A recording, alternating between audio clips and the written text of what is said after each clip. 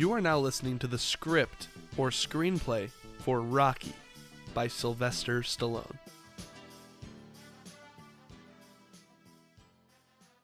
November 12th, 1975, Philadelphia. The Blue Door Fight Club, nighttime. The club itself resembles a large, unemptied trash can. The boxing ring is extra small to ensure constant battle. The lights overhead have barely enough wattage to see who is fighting. In the ring are two heavyweights, one white and the other black. The white fighter is Rocky Balboa. He is 30 years old.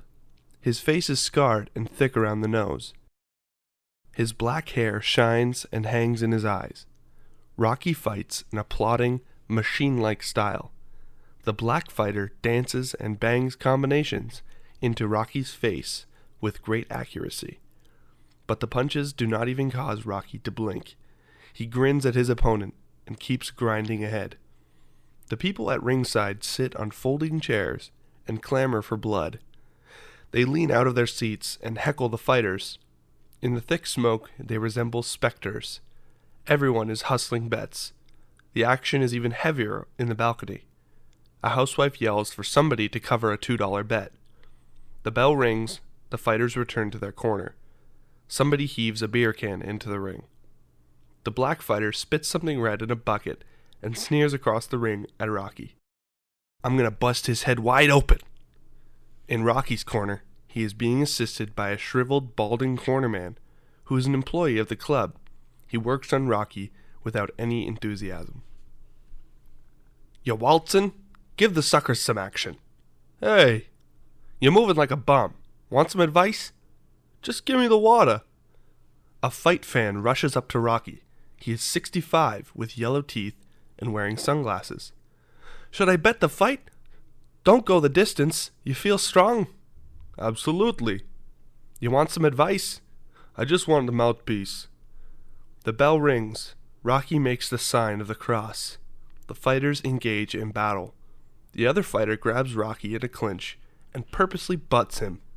The butt opens a bleeding cut on the corner of Rocky's eye. Rocky becomes furious over the foul and drives a flurry into the man's body. Rocky slams the man on the jaw, and the fighter is out for the night. The fans throw rubbish into the ring. Rocky ignores it. The fans loudly go about collecting bets. The referee does not bother to even count the fighter out and drags him under the ropes, where he's placed on a stretcher. Two new fighters enter the ring. Rocky slips on a tattered robe.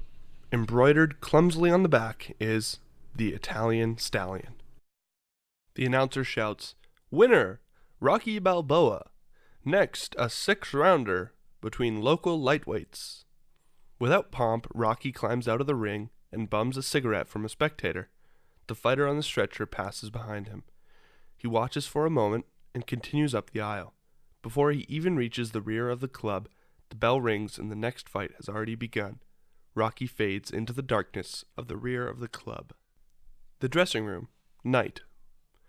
Rocky has nearly completed dressing and reaching into his locker for his hat. Also in the dingy room are 10 other fighters. 2 taped fighters talk shop in the corner. "Tomorrow me and my woman are gonna tip down to Atlantic City, man." "It's cold, bro." "That's right, I got the city to myself." Another paces nervously. 2 other fighters shadow box and spit nervously on the floor. A young pug combs his hair and listens to a portable radio that is blasting music. The fighter that Rocky has just defeated is drinking a beer and joking with 3 other fighters. Some of the fighters are smoking. The room is cloudy.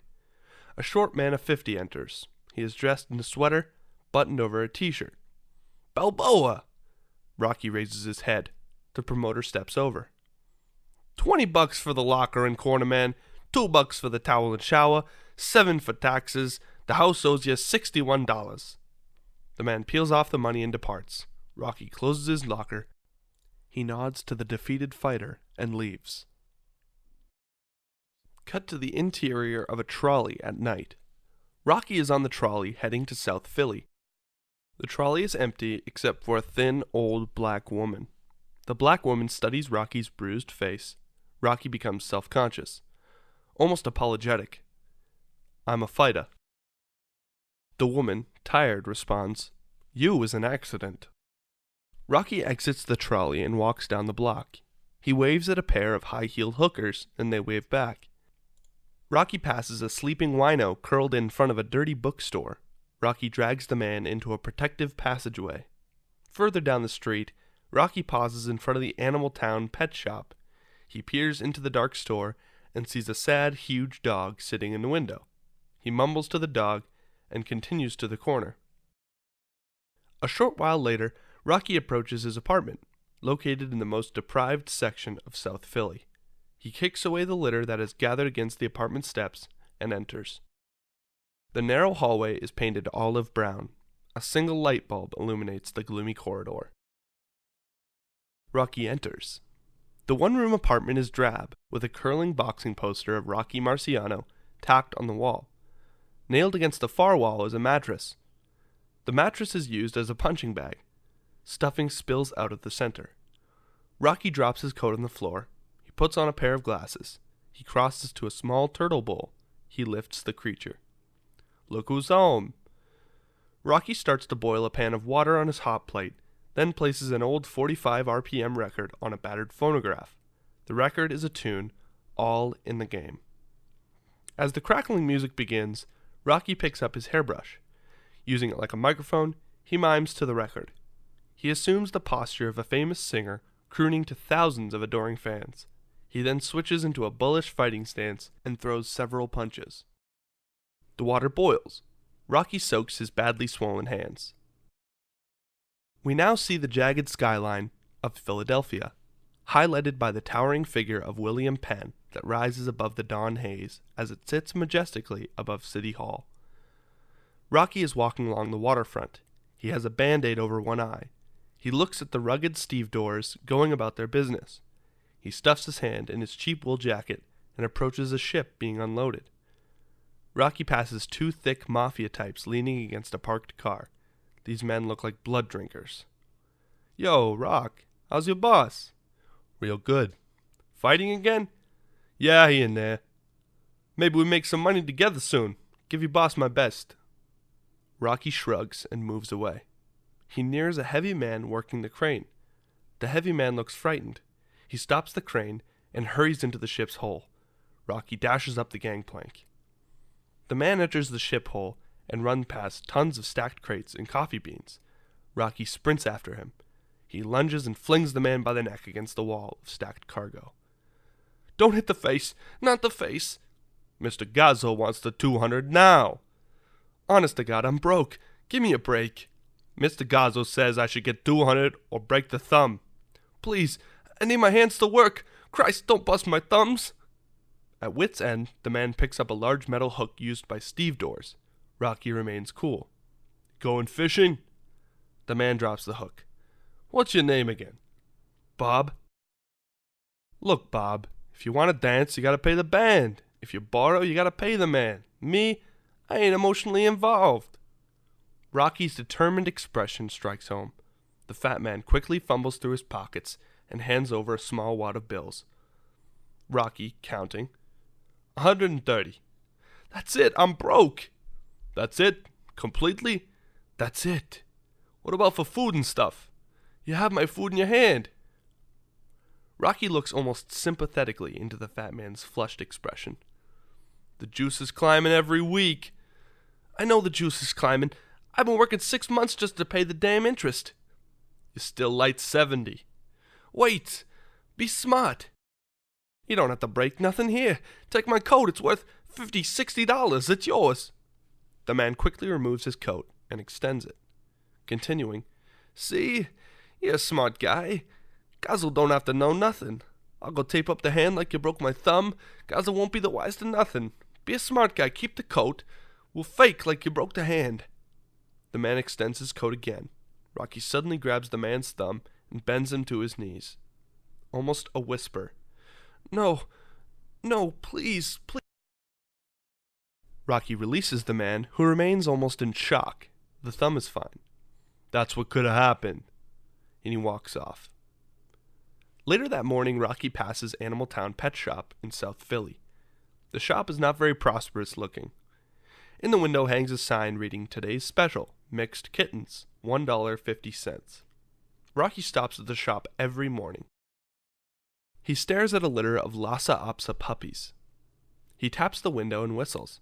He sees a girl behind the counter and presses his face against the window and does his impression of the Hunchback of Notre Dame.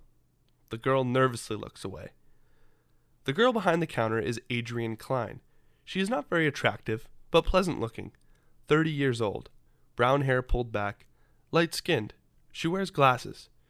Rocky really stops by to flirt with Adrian, but she is so painfully shy, nothing ever gets started. Rocky enters. Adrian says to a customer at the counter, "Could you take the puppy out?" "It can breathe." "Please?" "Please nothing. I paid for this dog and could do whatever I want with it. I could throw it through the window if I want. Now give me my $2 back before I do throw it through the window." Rocky walks over to her, stares hard in her face, snatches the bag out of her hand. He removes the puppy and hands it to Adrian. "Get away from me! Give me that!" Rocky takes a couple dollars out of his pocket and hands it to the lady. "How's the turtle food this week?" Adrian responds. "Fine." "Me? I'm kinda aggravated." "I'm sorry." "Ain't your fault. Here's the problem." Adrian nods. Though charmed, she is slightly intimidated. "The last food I got here had more moths than flies in it, and the moths got caught in my turtle's throat. Makes him cough." The owner, a squat woman of 40, steps out of the back and waves at Rocky. Rocky continues. "Yo, Gloria, I was talking about the turtle food. Like I was saying, the moths get caught in the turtle's throat and makes him cough. A little cough and I gotta smack him on the shell, eh? What do they think they got?" Adrian shrugs. Rocky continues. "I smack him hard in the shell and they get what?" "I don't know." "Shell shocked." Both the owner and Adrian smile. "Starting with the bad jokes early today, huh? Inventing jokes ain't easy." Rocky steps over to a large cage in the rear of the shop. Inside is a huge dog. "How's Buttkiss this morning?" "Ain't had time to check him." Rocky opens the cage and the large dog jumps out and looks very happy. "Yo, Buttkiss, dead, play dead." The dog plays dead. "What kind of dog is this anyway?" "Bull Mastiff." "The owner was supposed to pick him up 3 weeks ago." "We're not responsible for animals left over 30 days. We board it. In an animal shelter. You know. Adrian, I want you to clean all these cat cages downstairs. They're a mess." Adrian nods. Rocky waves goodbye to Adrian and exits. We are now at a train trestle. Gazzo picks up Rocky. Mr. Gazzo and his young bodyguard sits in the front seat. Rocky is in the back seat. "He only had 130. I think he's good for the rest next week, Mr. Gazzo." Gazzo patiently. "Sure, Rocky, Bob's good for it." Gazzo hands Rocky a 20. "Tomorrow collect from Del Rio. He's late 3 weeks. How'd you do last night?" "Fine." Gazzo's bodyguard looks at Rocky's bruised face in the mirror and smiles. "Did you get a license number?" "A what?" "Of the truck that ran over your face." Gazzo steps out of the car and beckons to Rocky. "Yo, Rock, did I give you a job this morning? How come you didn't break this guy's thumb like I asked you? When you don't do what you're told, it makes me look bad, kid." "I figure if I break the thumb, this guy gets thrown out of his job and can't pay nothing no more." "It don't matter. It's my reputation. These guys think that they can get off light. It's bad for my reputation. It's bad for business. See ya, killer." Gazzo gets into his car. He says to his bodyguard, "The Rock's a good kid." Bodyguard responds, "Meathead." Rocky strolls across the street to Goldmill's gym. On the way, he passes several familiar people and exchanges waves. Out front is a young Irishman who runs a soft pretzel stand. His name is Rudy. It is apparent from his face that he was a prize fighter. He's blind and mentally defective. "See the fight last night?" "Nah, I was fighting myself." "Apollo Creed beat the bun to pieces." Mickey's gym is surrounded by bars and a couple of greasy spoons. Out front, a crowd of young blacks talk and jive among themselves. Two winos lean against the entrance. Rocky enters the gym. The place is nearly full. The measured beat of skip ropes and throbbing speed bags makes the room come alive, like it was a mindless piece of machinery. Over the loudspeaker, music by the Isley Brothers blares out. The music adds a background to the clang and the automatic timers, snorting sparring partners and the thudding of heavy bags. The room is divided, 50% black, 35% Latin, 10% white, 5% other. As Rocky walks through the gym, many of the fighters pause to wave and yell greetings. Hey, you knocked Spider Rice out in the 6th! The 3rd! You should have seen it! Rocky passes another fighter punching the heavy bag. He removes his glove. Hey, Rock, touch my hand! How come? Come on, it's important. Rocky touches the fighter's bare hand. Can you tell I just whacked off? Rocky smiles and moves away. The dressing room is lined with dented lockers. Wooden benches stretch across the room. On the wall is a sign that reads, No kissing. Rocky goes to his locker. He tries to open it, but fails. He leans his ear against the lock and rolls the tumblers. Still, it does not open. He shakes the lock forcefully. No luck. Rocky is flustered and sits on a bench to ponder the situation. After a moment of deep thought, Rocky stands, seizes the bench, smashes open the lock. Opening the door, Rocky is taken aback when he sees a set of very flashy clothes. Rocky mumbles, These aren't my clothes. He sees a picture of several black girls taped on the inside of the door. These ain't my pictures. A short, powerful man of 35 enters. His hair looks like it's been shaved with hedge clippers. His name is Mike. Yo, Mike, what's happening here? It ain't your locker no more. What are you talking about? It ain't my locker no more. Listen, I'm with you, but you gotta talk to Mickey. I put your stuff in the bag over there. Rocky looks at his belongings, crammed in a wilted shopping bag, and follows Mike across the room. Mike leans his head into the shower room. Two Latin fighters are lathering up. Hey, Peanut, give me some soap, man. Hey, nobody! Yeah, you, nobody! Don't call me Peanut. Hey, Peanut, give me some soap. The fighters laugh. Inflamed, Mike removes a bar of soap from his pocket and hurls it at the insulting fighters. It hits just above the man's head. The fighters are shocked into silence. Mike turns and exits with Rocky. The fighters curse them loudly in Spanish. Rocky and Mike move past fighters going through their training routines. You were ready to bite that guy's face. Yeah? See the fight last night? Apollo Creed beat that English guy bad. Creed's great. Mike fakes a friendly punch at Rocky and hurries off to do another chore. The owner, Mickey, sits on a stool near the entrance. He wears a baggy suit. He's in his late 70s. Rocky approaches. Mickey is conversing with another fighter. I don't care what nobody says. This bum Creed would have never made it in the 30s. Hey, how you feeling, Mickey? Monotone Mickey responds. What? I said, how you feeling? Do you see me talking, eh? Yeah. And stand there and wait till I'm done. Creed's good. Yeah, he's real fine. But I got a boy, Big Dippo, who's got the stuff it takes to be a champ. He's mean, quick, and big. What more do you need? Okay, go to work. Now to Rocky. Yeah, what do you want? I was talking with your man Mike. Hey, how come I've been put out of my locker? Dipper needed it. Rocky turns and looks at Dipper sparring. Dipper is a young, muscular heavyweight with a mean expression. Dipper's a climber. You're a tomato. Tomato? Facts is facts. I run a business here. I'm cleaning house. Mickey pauses to watch a young middleweight time skip as his trainer sings Fascinated in Rhythm. How old are you? What? How old?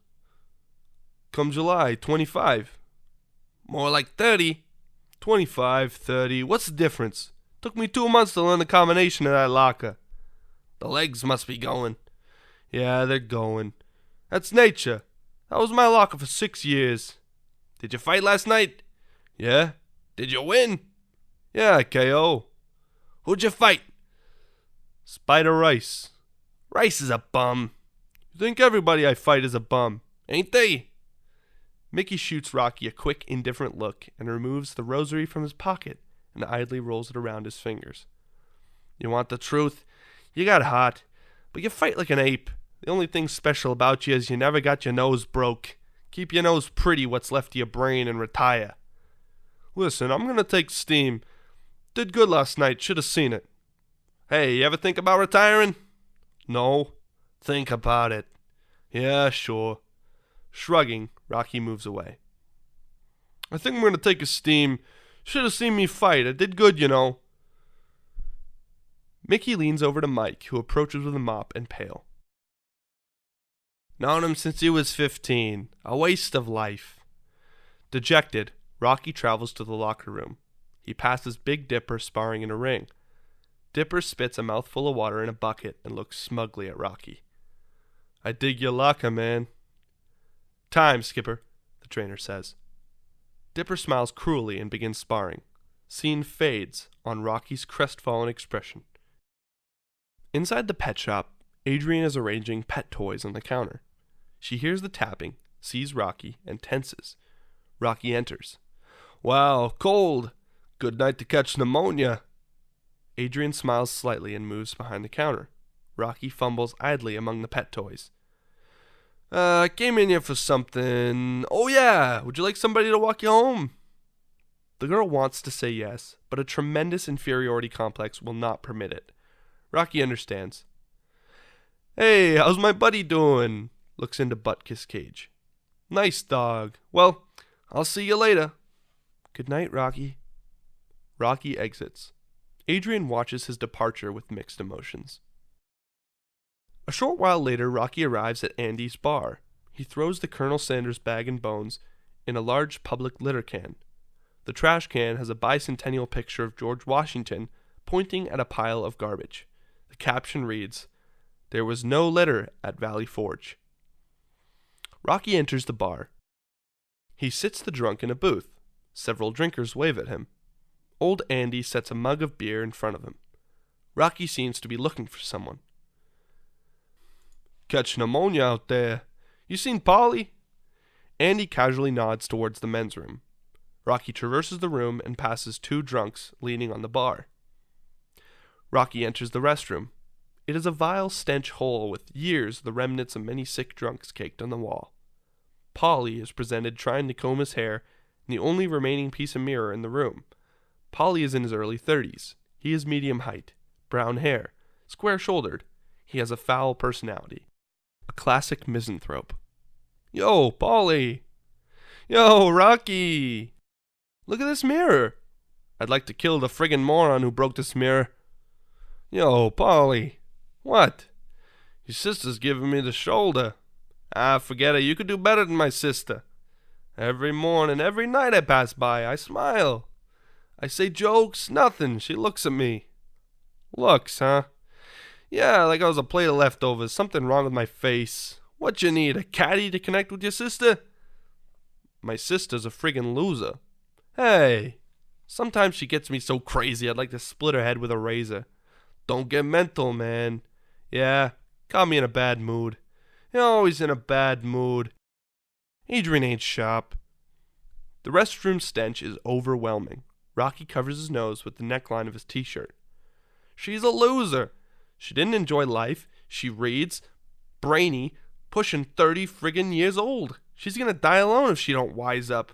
I'm 30 myself. And you're dying alone too. I don't see no crowd around you neither. Paulie points at the wall. I want to kill the friggin' moron who broke the mirror. Let's get out of this stink. The restroom door opens. Rocky guides Paulie out. Though stumbling, Paulie talks as he walks. The girl's drying up. She's got to live a little before her body dries up. You're a pal, Rock. How about you talk to her, you know? It's a Thanksgiving tomorrow. Sure. Tomorrow you come for some bird, right? Absolutely. Paulie smiles and Rocky guides him to a booth. Rocky steps to the bar. Andy leans over to him.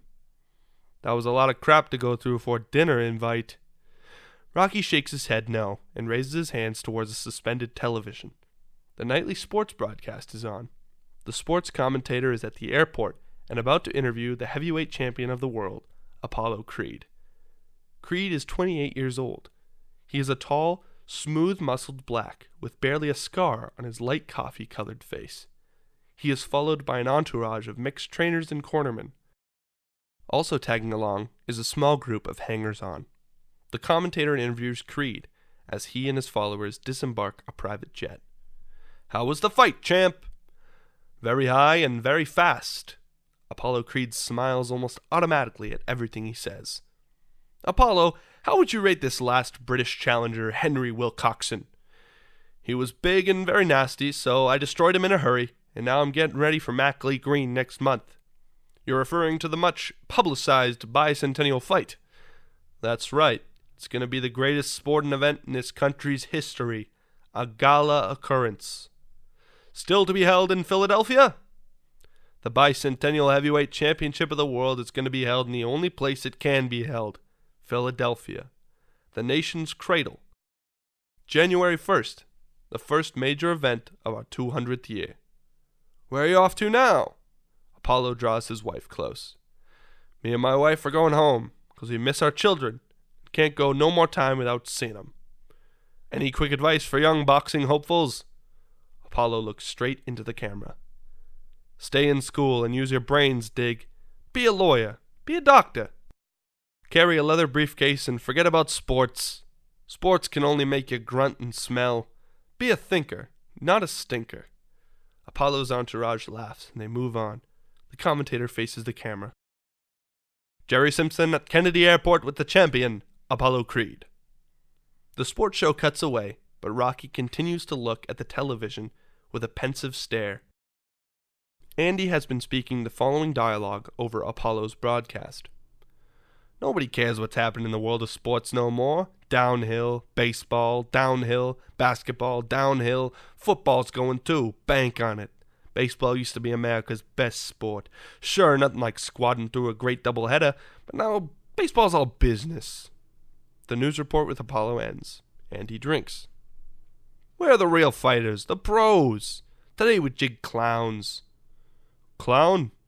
"Yeah. He took his best shot and became a champ. What shot did you ever take?" "Yo, Rock, you ain't happy with yourself, fine, but me, I got a business here. I don't need to take no shot." Becoming despondent, Rocky rises and crosses to Paulie, slumped unconsciously in the booth. Rocky exits the bar. Andy turns to his customers. "Take a shot," he says. "Take a shot. Sure, I'll take a shot." Laughing, Andy pours himself another shot. Rocky passes an all-night sandwich shop. In the window hangs a sign, "Atomic Hoagie Shop, Inc." Out front are several young men and women. They are much too young to be out so late. A boy with a badly chipped tooth beckons to Rocky. "Yo, Rocky, buy us some wine, man." "No wine. It's bad for your brain." "Come on, man. It's cold, man." "No wine." "Yo, Rock, give me $1. "Why?" "'Cause we dig you, man. Come on, give me $1. "No dollar." "Hey, Rocky, give me a dime." "How come?" "So he can call all his friends." "That's an old one." "Buy us some Thunderbird, man." Rocky ignores the statement and faces a very young girl who is smoking and leaning whore-like against the wall. "Is that Marie?" "Marie, your brother know you're hanging out so late." The girl, Marie, assumes an indifferent attitude, attempting to impress her friends. "Screw you." "What'd you say?" "Screw you, yo-yo." The gang laughs. Angered and shocked, Rocky grabs her arm. "Did these guys teach you to talk dirty, huh?" "Hey!" "What?" "Stuff it, man." Rocky shakes her. "Don't you ever say that. You guys talk like that in front of a little girl. You guys are scum." "This is our place, Dig." The gang reluctantly backs up a step. "Don't you ever come round this girl. Go home." "This is our corner, man. You go, chump." Rocky moves forward and they scatter. They quickly move off. "We'll kill you, man. We got a gun." "Pull heat on me. I'll dent your face." Rocky leads the girl away. Rocky is walking the young girl home. They are presently cutting through a dark public school yard. They pass through the beams of light cast off by the weak floodlights located at the top of the school building. The atmosphere is somewhat eerie. How come you want to hang out with those guys? They teach you bad things. I like 'em. If you don't, you can... Hey, when I was your age, there was only one girl who talked like that in the whole neighborhood. Yeah? She attempts to light a cigarette. Rocky nonchalantly tosses it to the ground. Make your teeth yellow. I like yellow teeth. Makes your breath like garbage. Maybe I like garbage. Rocky and Marie take a shortcut through a dark schoolyard. Nobody likes garbage. Anyway, this girl with the dirty mouth wasn't bad looking, but the guys wouldn't take her out for any serious dating. Why? 'Cause that's the way guys are. They laugh when you talk dirty. They think you're cute for a while, but then you get a reputation, and watch out. Nobody's ever going to take you serious. You get no respect. I got to use a bad word. Whore. You'll end up becoming a whore. Come on, Rocky, I'm 12. That doesn't matter. You don't really have to be a whore. Just act like one, that's it. What? Yo, a bad reputation. 20 years from now, people will say, do you remember Marie? No, who was she? Oh, she was that little whore who hung out at the Atomic Hoagie shop. Ah, now I remember. See, they don't remember you. They don't remember the rep. Rocky and Marie exit the dark schoolyard. Standing in the shadows of the building are 3 young muggers. The light from their cigarettes flares red in their faces. The muggers pace Rocky across the street and follow them down the block. Rocky sees them and stops and faces the 3. The muggers pause and study Rocky from a distance of 20 yards. Rocky gives a loud boxer snort, wipes his nose with the side of his thumb, and rolls his shoulders. The muggers are intimidated and slowly peel off, then meander away. Rocky turns to Marie, who has been standing behind him. He points down the block. That's your house, ain't it? Marie nods. Listen, I hope you don't, I won't. What was I gonna say? You hope I don't keep acting like a whore, or I'll turn into one, right? Yeah, something like that. They exchange smiles, and Marie moves away. Rocky has made an impact on her life. Good night, Rocky. Night, Marie. She takes a few more steps and pauses again. Fuck you, creepo. The girl runs into her house as Rocky looks on in dismay. Walking off, Rocky says to himself, Yeah, who are you to give advice, creepo? Apollo Creed and his lawyer and trainer are sitting in the offices of Miles Juergens. Juergens, a successful promoter, looks unhappy as he walks into the scowling face of Apollo Creed. Are the doctor's reports confirmed? Definitely. It says here, Mac Lee Green has suffered a seriously cracked third metacarpal in his left hand. Damn. I suppose we could cancel the fight indefinitely if you are set on fighting Green. It ain't just Green. What about the time Apollo's invested? I believe we can find a solution. Solution? Nothing. What about a bicentennial fight? Juergens, don't play games with my client. Apollo has already done nearly $1 million worth of publicity. 10 million's worth. And he has made contractual obligations with over 20 different organizations. He doesn't want to be embarrassed. You best find me another ranked contender, and I mean in a flash, man. Holding up some notes, Juergens says, I contacted Ernie Roman's manager. He's fighting in France the same week. Then give me Buddy Shaw. He's ranked 5th. Shaw's fighting in South America. Why not postpone the bout until July 4th? 10,000 things will be going down the 4th of July. Apollo wants to be first. That may not be possible, Jimmy. This man here is a star, Dig. Don't cause him to breathe heavy. Now what about that sucker, Billy Dukes? He went to California and gained 50 pounds. I called every worthwhile contender. They say 5 weeks is enough time to get in shape. Apollo stands beneath a new fight poster and points to it. Shape nothing. They're afraid.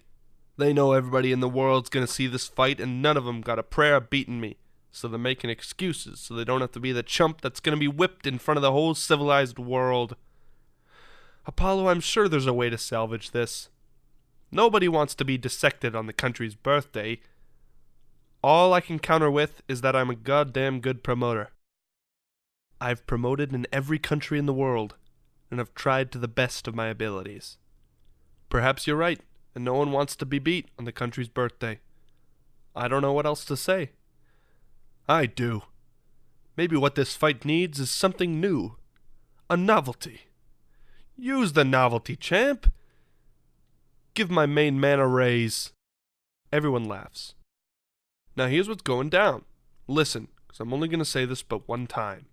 On January 1st, the first day of bicentennial, I'm going to fight me a local poor underdog, dig? A Snow White underdog. And I'm going to put his face on this poster with me here. And I'll tell you why. Because I'm sentimental. And all people in the country all sentimental, man. They like nothing better than me, Apollo Creed, to let some unknown get a shot at the greatest title in the world on his country's biggest birthday. Now that's the way I see it. And that's the way I want it. It's very American. No, man. It's very smart. Late that afternoon, Mr. Gazzo's white 1970 Cadillac pulls up to Rocky's apartment. Rocky is in the back seat with the loan shark. Gazzo's bodyguard is driving. Gazzo flips through a small black notepad. Next Wednesday, I grab $1,000 from Snyder, and Thursday, 2 yards from Paulie, okay? No, 2 yards from Snyder, and $1,000 from Paulie. You sure? Hey, screw your brain on right. Now who's this girl you're going out with tonight? How'd you know? You think I don't hear things? Paulie's sister. I hear she's retarded. She ain't retarded. She's shy. Take her to the zoo. Retards like the zoo. Does that bum have to say that? The bodyguard reddens. Gazzo motions to his bodyguard to relax. But he's in a bad mood. Prostate problems. He's always in a bad mood. Count your blessings. You're a healthy person. Your legs work. Your hands work. The bodyguard has been looking at Rocky with murderous eyes. I don't like your face. Don't like yours neither. Kiss my ass. Move your shoulders down. Mr. Gazzo is amused. He steps out of the car, followed by Rocky. He smiles. But he's got a thing against you, Rock. Some people just hate for no reason, you know? Yeah. Here, $50. You and the girl have a nice time. Hey, thanks, Mr. Gazzo. Rocky enters his apartment, and Gazzo drives off. The scene reverts back to Miles Juergen's office. Apollo pores over a large record book. How about this Billy Snow? Fouls. How about this Big Chuck Smith? Too old, dull fighter. Points at a name. Bobby Judge is a good boy. I don't feel heat from his name. Joe Zack is a good prospect. Exciting boy. Still don't feel no heat. Exactly what are you looking for, Apollo? This man. Everybody leans forward. The Italian Stallion. He's my man. Rocky Balboa. His record's poor. It don't matter. That name. The Italian Stallion. It's right on. Who discovered America? An Italian, right? So, man, what could be better than to get it on with one of his ancestors? He won't last 1 round. Listen, I'll carry this boy 3 rounds, then drop him like a bad habit. I don't like you messing around with southpaws. They do everything wrong. Southpaw nothing. I'll drop him in 3. Apollo Creed makes the Italian Stallion. Shh. Sounds like a damn monster movie. Everyone laughs. On the street now, Rocky and Paulie walk towards his house. Even though it is cold and dark, a group of kids conduct an energetic game of half-ball, a variation of stickball. Rocky mimes throwing a ball. I used to be deadly at half-ball. I hate the friggin' game. I'd like to talk some business. What kind of business? Look at my hands. See how the joints are swollen? Paulie extends his thick hands and tries to make a fist. Paulie continues. Inflamed joints, walking in and out of the freezer carrying meat. Plays hell on the joints. Maybe you should see a doctor. I don't need a doctor. I need a different job. Maybe another job is the best thing. Do me a favor. Talk to Gazzo. Tell him I'm a friend and would do a good job. Tell him I ain't bothered by nothing and would be a great collector. Busting bones don't bother me. Tell him I'm a good worker. Gazzo's got to come to you. I'm asking you to go to him as a favor. Gazzo's gotta come to you. Hey, Paulie, it's a bad job. Do what you do now. They continue past the Atomic Hoagie Shop. A group of young men pitch quarters on the sidewalk out front. Rocky pauses. He sees Marie, the little girl from the night before, hanging around with the guys. She sees Rocky. Marie takes a deep drag on her cigarette and faces the opposite direction. The gang smiles and continues to pitch quarters. Anger and disappointment register across Rocky's face. You know what? Rocky shrugs, and the two men move off. Filling the night air is the metallic sound of pitching quarters. The two men arrive at Paulie's home. It is at the top of a dimly lit 4-story walk-up. Your sister knows I'm coming? Yeah, sure, she's very excited. Paulie unlocks the apartment door and enters. Rocky stiffly follows. Paulie's sister steps out of the kitchen. A large serving spoon is in her hand. The TV is on. She stops short and eyes Rocky. She is visibly unsettled by Rocky's unexpected presence. Paulie, you're late. She looks at Rocky again. Did you call the hospital? If I'm 10 minutes late, she calls the hospital. Adrian enters the room and slams the door. Paulie follows. An argument ensues and Rocky overhears. Over the argument is heard a sports broadcast rising from the television. Unfortunate luck for 5th-ranked heavyweight Mackley Green. The slugging fighter acquired a serious fracture in his left hand after an aggressive day of sparring. Champion Apollo Creed says he'll be shopping for another victim to fill Green's vacancy for the Bicentennial Championship fight to be held in Philly next month. By the way, rumor has it that this will be the most widely viewed sporting event in the entire world, and that includes the Super Bowl, folks. Today, U.S. swimmers set a new. Meanwhile, the argument between brother and sister continues in the bedroom. Paulie, why didn't you tell me you were bringing him home? Look at me, I'm not ready for this. Like it would make a difference if you were, right? This guy's a friend and now he's taking you out. No, I can't.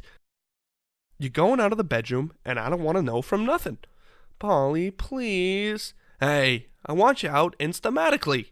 I'm sick of looking at you hanging around like a friggin' spider. Go out, live, do, enjoy life. Like you? Don't get wise with me. I want you to stop being a loser. I can't go out. Why? Paulie, it's Thanksgiving. I got a turkey in the oven. Paulie turns and leaves the bedroom. He enters the kitchen. Grabbing a large fork, he opens the oven and spears the turkey. With the turkey suspended on the end of the fork, Paulie heaves the dripping bird out the window. Adrian has seen this and is shattered. She runs back into the bedroom and locks the door. You want the bird? Go out in the alley and eat that bird. I want you out of the house. Enjoy friggin' life. You hungry, Rock? Maybe you better forget it. Forget nothing. Here, take my sister. Tell us something nice. Rocky walks over to Adrian's bedroom door and begins speaking to the enclosed girl. Yo, Adrian, it's me, Rocky. It's kind of hard for me to think of something to say, you know, 'cause I never talked to a door before. I mean, what do you say to a door? Rocky turns away and begins to walk off. He continues. Maybe I better forget it. Try again. Come on, try again. Rocky goes over to the door and begins speaking again. Adrian, I know you ain't too happy at this moment, but would you do me a favor? I ain't got nobody to spend Thanksgiving with. How about you and me going out, getting something to eat? Maybe laugh a little, who knows? Would you like, I don't know, go out together? Adrian opens the door. She already has her winter coat on. We'll have a good time. Paulie opens the front door and gives Rocky an encouraging smile. What's your sister like to do? Ice skate. I don't want no turkey anyway. It's Thanksgiving. To you, to me, it's Thursday. Rocky and Adrian enter a deserted skating rink. Looks quiet, you know. I think it's closed. I think maybe we're early or something. From across the rink, a cleaning man yells at them. Hey, what are you doing here? We're closed, yo, we're closed. Rocky yells back. Hey, closed to the general public or just everybody? The cleaner starts to walk over. Hey, the rink is empty 'cause we're closed. You ain't allowed in here, so do me a favor not staying here. Wait here. Gotta smooth this guy out. We could go somewhere else and... Rocky approaches the cleaner. Yo, pal, what's with you? The place ain't operating.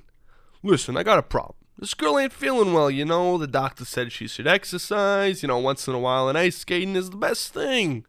This is a con. Look at her. You see she ain't feeling good. She needs a few minutes exercise. A few minutes? 10 minutes. 10 minutes for $10. Yeah, give her the blades.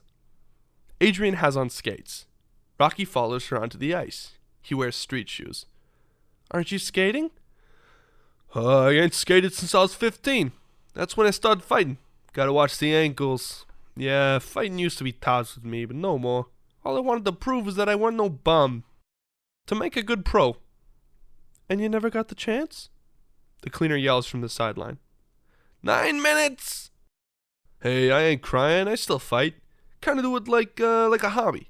See, I'm a natural southpaw, and most pugs won't fight a southpaw because we mess up the timing and look awkward. Southpaw means left-handed, but I guess in the long run probably worked out for the best, right? But you never had a chance to prove yourself. Absolutely. 8 minutes! Adrian slips and Rocky breaks her fall. I just dislocated my finger. Oh. 7 minutes! It ain't your fault. I originally done it in Baby Crenshaw fight. Opens his wallet. That's me fighting Big Baby Crenshaw. Big Baby was the size of an airplane. I broke my hands on his head. I lost, but it's a nice picture, don't you think? 6! How about some cokes? Cost you $1. This guy's beautiful. Get the cokes. Adrian does a slight turn, and Rocky has to speed up and nearly falls. See, I ain't graceful, you know. I don't move good. Stink as a dancer, too, but I can really swat. I hit hard. Real hard. But I'm a southpaw, and nobody wants to fight a southpaw. You having a good time? Adrian nods and is very nervous. The cleaner moves carefully across the ice. You know how I got started in the fight racket? By accident? Here, 3 minutes! Yeah, my old man was never the sharpest. He told me I weren't born with much brain, so I better use my body. For the first time, Adrian laughs. Huh, what's so funny? My mother told me just the opposite. She said you weren't born with much of a body, so you better develop your brain. Time! The cleaner walks over as Rocky and Adrian get off the ice. That's $10. I must be going deaf, 'cause I thought you said 10 cents. Rocky hands him a dime. How about for the cokes? Charge it. Rocky and Adrian start to leave. Rocky pauses at the door and fishes into his pocket and hands over $11. Had you going, didn't I, huh? He grins and leaves. Rocky and Adrian enter the street. Some people are very shy by nature. I suppose. I would say you're very shy by nature. I suppose. Some people think being shy is a disease, but it don't bother me. It doesn't bother me either. Then why did I bother bringing it up? 'Cause I'm dumb, that's why. You know, I think we'll make a real sharp couple of coconuts. I'm dumb and you're shy. It's just hard for me to understand why anybody wants to be a fighter. You gotta be a little soft to want to be a pug. It's a racket where you're almost guaranteed to end up a bum. I don't think you're a bum. I'm at least half a bum. Yeah, fighting is a crazy racket. The roughest part is the morning after. Morning after? After a rough fight. You're nothing but a large wound. Sometimes I feel like calling a taxi to drive me from my bed to the bathroom. Your eyes hurt, your ears hurt, your hair even hurts. The things I'm proud of is I've been in over 60 fights and never had a busted nose. Bent and twisted and bitten, but never broken. That's rare. Why do you do it if it hurts so bad? Guess. 'Cause you can't sing or dance? Rocky smiles. Rocky and Adrian enter his one-bedroom apartment. She is nervous and taken aback by the bleakness of the room. Rocky goes to the icebox. Would you like a glass of water? No, thanks. Adrian looks at the mirror above Rocky's dresser. She sees a high school photo of Rocky. He once was handsome and smooth-faced. Rocky steps up behind her, and his face is reflected in the mirror. He turns on his cheap record player. He reaches into the turtle bowl. Here's the guy I was telling you about. This is Cuff and Link. I sold them to you. Oh, yeah, I bought the whole kit. Yeah, it sold me the turtles, the bowl, and the mountain. I had to get rid of the mountain because it kept falling off. Do you have a phone? I had it pulled. People calling all the time. Who needs it? Who do you want to call? I want to let my brother know where I am. Do you really want to call? Yes, I do. You sure? Yes. Why? I think he might be worried. I'll call your brother. Rocky flings open the window and bellows like a foghorn. Yo, Paulie! Your sister's with me! I'll call you later! Rocky closes the window and faces the woman. She is not smiling. She looks frightened. What's the matter? You don't like the room? It's fine. It's only temporary. It's not that. What's the problem? You don't like me? You don't like the turtles? What is it? I don't think I belong here. It's okay. No, I don't belong here. It's alright, you're my guest. I've never been in a man's apartment before. Rocky gestures. They're all the same. I'm not sure I know you well enough. I don't think I'm comfortable. No, I'm not comfortable either. I should leave. She stands. But I'm willing to make the best of this uncomfortable situation. Adrian moves to the door. Rocky intercepts her. Would you take your glasses off? She's dumbstruck. What? The glasses, please. Rocky removes her glasses and looks deeply into her eyes. She timidly says, Thank you. Do me another favor? What? Could you take off that hat? After a moment, Adrian removes the hat. She's becoming rather pretty. I always knew you was pretty. Don't tease me. The woman melts into a corner and begins lightly sobbing. Rocky steps forward and fences her with his arms and body. I want to kiss you. You don't have to kiss me back if you don't feel like it. Rocky softly kisses the woman. Her arms hang limp. He puts more passion into the kiss, and she starts to respond. Her hand glides like smoke up his back. She embraces his neck. The dam of passion erupts. She gives herself freely for the first time in 30 years. The following day, Rocky strolls down the street to Goldmill's gym. Out front, a group of young blacks stop talking and study Rocky as he passes. Rocky's eyebrows knit in confusion. Rocky climbs the stairs and enters the gym. In a matter of seconds, his presence is known, and the athletes stare in wonderment. The big black heavyweight contender Dipper throws down his towel in disgust and turns away. Mike quietly approaches Rocky. Hey, Rock, what happened? But what? Mickey Goldmill steps out of his office. Did you get the message, kid? Message? What message? Mickey pulls out a card from his breast pocket. He hands it to Mickey. A rep from Miles Juergens Promotions was looking for you. They need sparring partners for Creed. You putting me on? Here's the card. When was they here? About an hour ago. Probably looking for sparring partners. I said that before. Rocky turns from Mickey and jogs out of the gym. Mickey fumbles with his rosary beads. Waste of life. Rocky steps off a bus in Midtown Philadelphia. He hurries down Broad Street.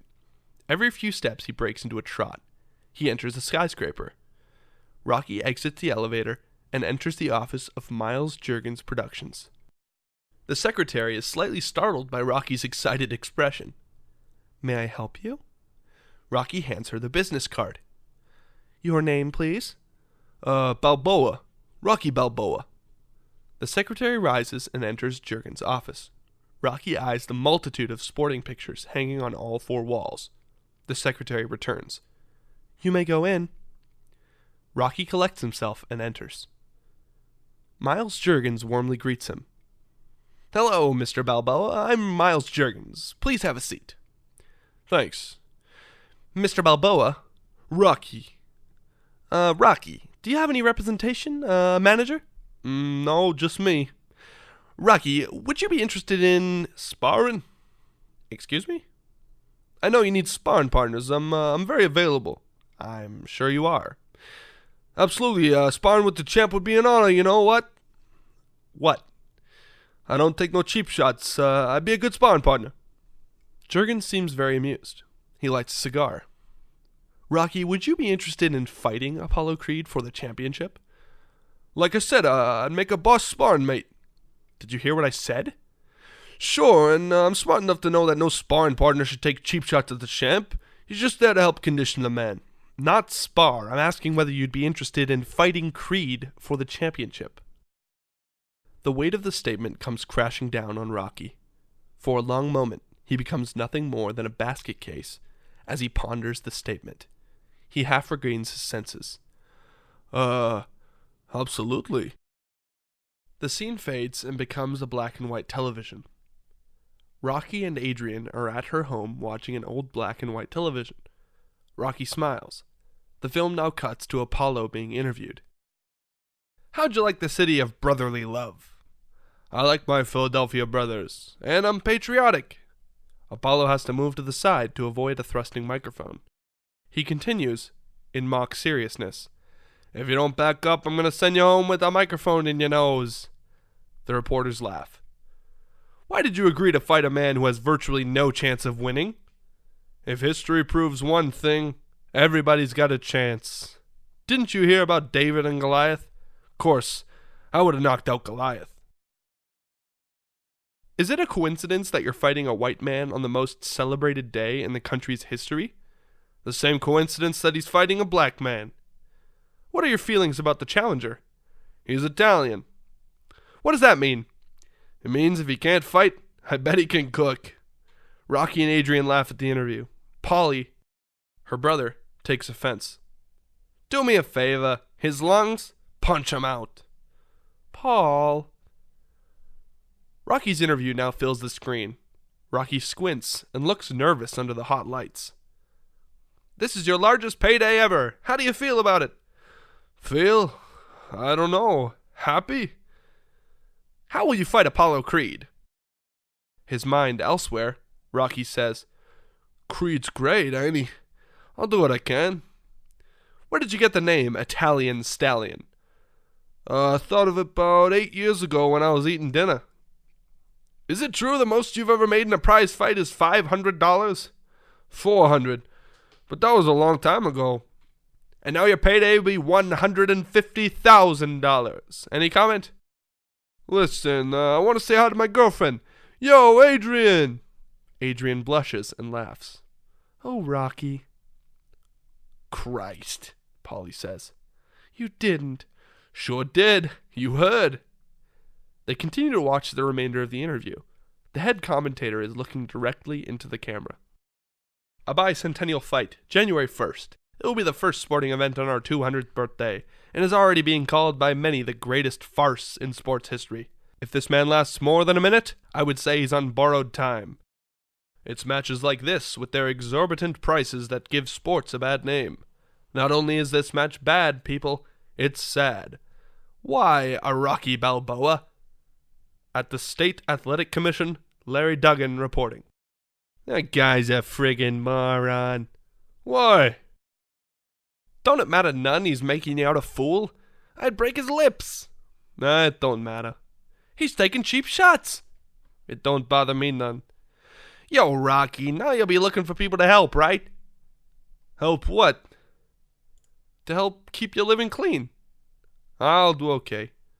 You gotta have a guy help you exercise. Maybe somebody to be standing by with a towel or run errands, you know? Hey, who cared about me yesterday, huh? Nobody. I think I'm gonna train myself. Without having good people around, you won't have such a good chance.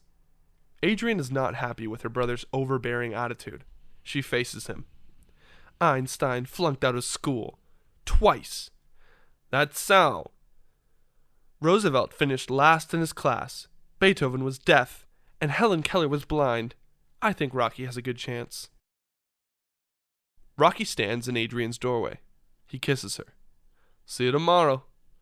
Rocky moves down the stairway and continues to do so as he converses with Adrian, who remains upstairs. His voice echoes up the stairwell. How you like hearing your name on TV?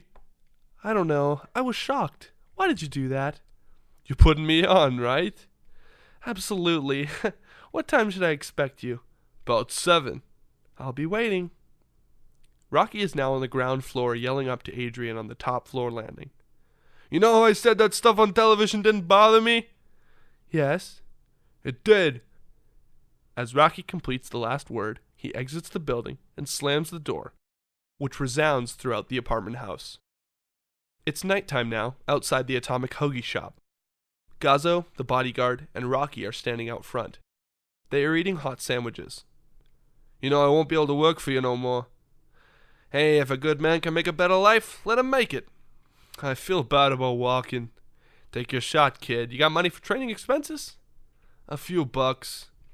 Gazzo takes out a wad and peels off several bills. Here's 500. Put it in your glove.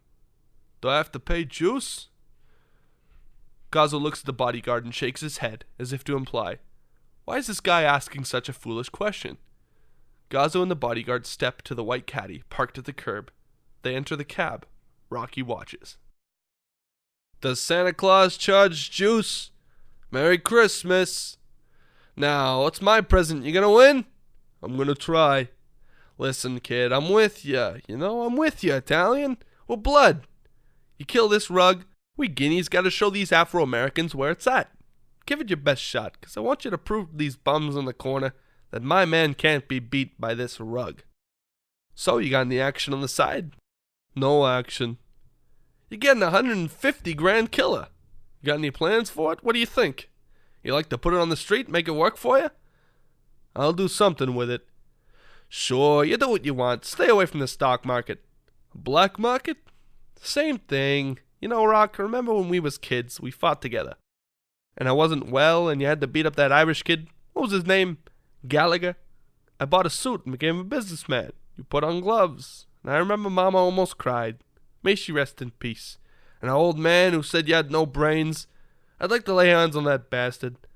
Yeah, you never had any luck. Even when I owned you in '66, you never had any luck. But now, I think you might be getting some luck, kid. What do you think? Rocky smiles, and Gazzo gets in his car. Rocky follows him across the street. Yo, you gonna show, Tony? Where else am I gonna go? Gazzo looks at the bodyguard. Bet 3 grand on Rocky. He's a bum, are you kidding? He slaps the bodyguard. No, I'm not kidding. Rocky walks away. Rocky returns home and enters his apartment. After turning on the light, he flips on his record player. He now feeds the turtles. Look who's home. Rocky notices 2 telegrams laying inside the threshold. He approaches them with a sense of awe. He opens and reads one. Settling on the bed, he reads the other. A knock is heard. Rocky opens the door. Mickey Goldmill, the gym owner, stands framed in the doorway. I seen the light. I figured somebody was home. Hey, Mick, what you doing here? Sit down. Rocky tosses soiled clothing off a mangled armchair. He continues. Best seat in the house. Hey, Mick, this is too much. What do you mean? I'm used to seeing you at the gym, but seeing you here at my house, it's kind of out of joint. By the manner in which Goldmill listens, it is obvious that something important is preying on his mind. Rocky is slightly uncomfortable, almost embarrassed at having outsiders see how he lives. Listen, Rock, you're a very lucky guy. Yeah? What's happened is freak luck. Freak luck for sure. Look at all them other fighters. Real good boys, good records, colorful, fight their heart out for peanuts. But who cared? Nobody. They got it shoved in their back door. Nobody ever gave him a shot at the title. Freak luck is a strange thing. Mickey does not hear. His attention is drawn to the turtles. What are those? Turtles. Domestic turtles. In a businesslike manner, Mickey says, I'm here telling you to be very smart with this shot. Like the Bible says, you don't get no second chance. Mickey looks hard into Rocky's eyes. You need a manager, an advisor. I've been in the racket 50 years. I done it all. There ain't nothing about the world of pugilism that ain't living up here. Mick lights a half-smoked cigar. 50 years, huh? 50 years. The rep is known around Philly, and a good rep can't be bought. But I don't have to tell you that. How about a glass of water? Rocky, do you know what I done? Oh, what? I done it all. I done and seen everything. Believe what I'm telling you. You should have seen the night in Brooklyn I smacked Ginny Russo out of the ring. September 1923. Same night Firpo knocked Dempsey out of the ring. But who got the press? He did. He had a manager. September 1923. You got a good mind for dates. Mickey deftly continues, becoming more engrossed every second. Look at his face. 21 stitches over the left eye, 34 over the right. My nose was busted 17 times, the last being the Sailor Mike fight, New Year's Eve 1940 in Camden, New Jersey. What a professional pasting I gave him. Here, read about it. Mickey shows a tiny press clipping, points to the cauliflower ear. And he gave me the vegetable on the ear. I got pain and experience, and you got hot. Kinda reminds me of Marciano, you do. Rocky points to his most prized possession. Nobody ever said that. There's his picture. Yeah, you kinda remind me of The Rock. You move like him. Mickey has rung the bell. Nothing could please Rocky more than being compared to his idol. You really think so? You got hot. Hot, but I ain't got no taka. Rocky shifts against the wall and lowers himself into a crouch. Christ, I know this business, Rocky. When I was fighting, it was the dirtiest racket going, see? Pugs like me was treated like fighting dogs. Throwing you in the pit for $10, you try to kill each other. We had no management. Fought in boxcars and whorehouse basements. Any joint with a floor. October, I fought a bum who put a tack in the thumb of his glove and punched so many holes in my face, I had spit shooting out of my cheeks. I never had no manager watching out for me. See that picture outside the gym? Mighty Mick. That's me in my prime. I had all the tools. I could starch any lightweight husky on the East Coast. But I never had no management. Nobody ever got to know how slick I was. But I had a head for the business and stashed a few bucks and opened the gym. It's a dirt hole, I know it. But that and a lot of scars is what I got to show for 50 years in the business, kid. Now you come along with this shot. And I feel like it's me getting the shot I never got. Yeah, we was treated like dogs, like them doggos, no offense, in the Coliseum in Rome there. And now I got all this knowledge, and I want to give it to you, so I can protect you and make sure you get the best deal you can. Rocky rises and opens a window. Respect. I always dished you respect. You gave dip on my locker. I'm sorry, I made a mistake, kid. I'm asking man to man. I want to be your manager.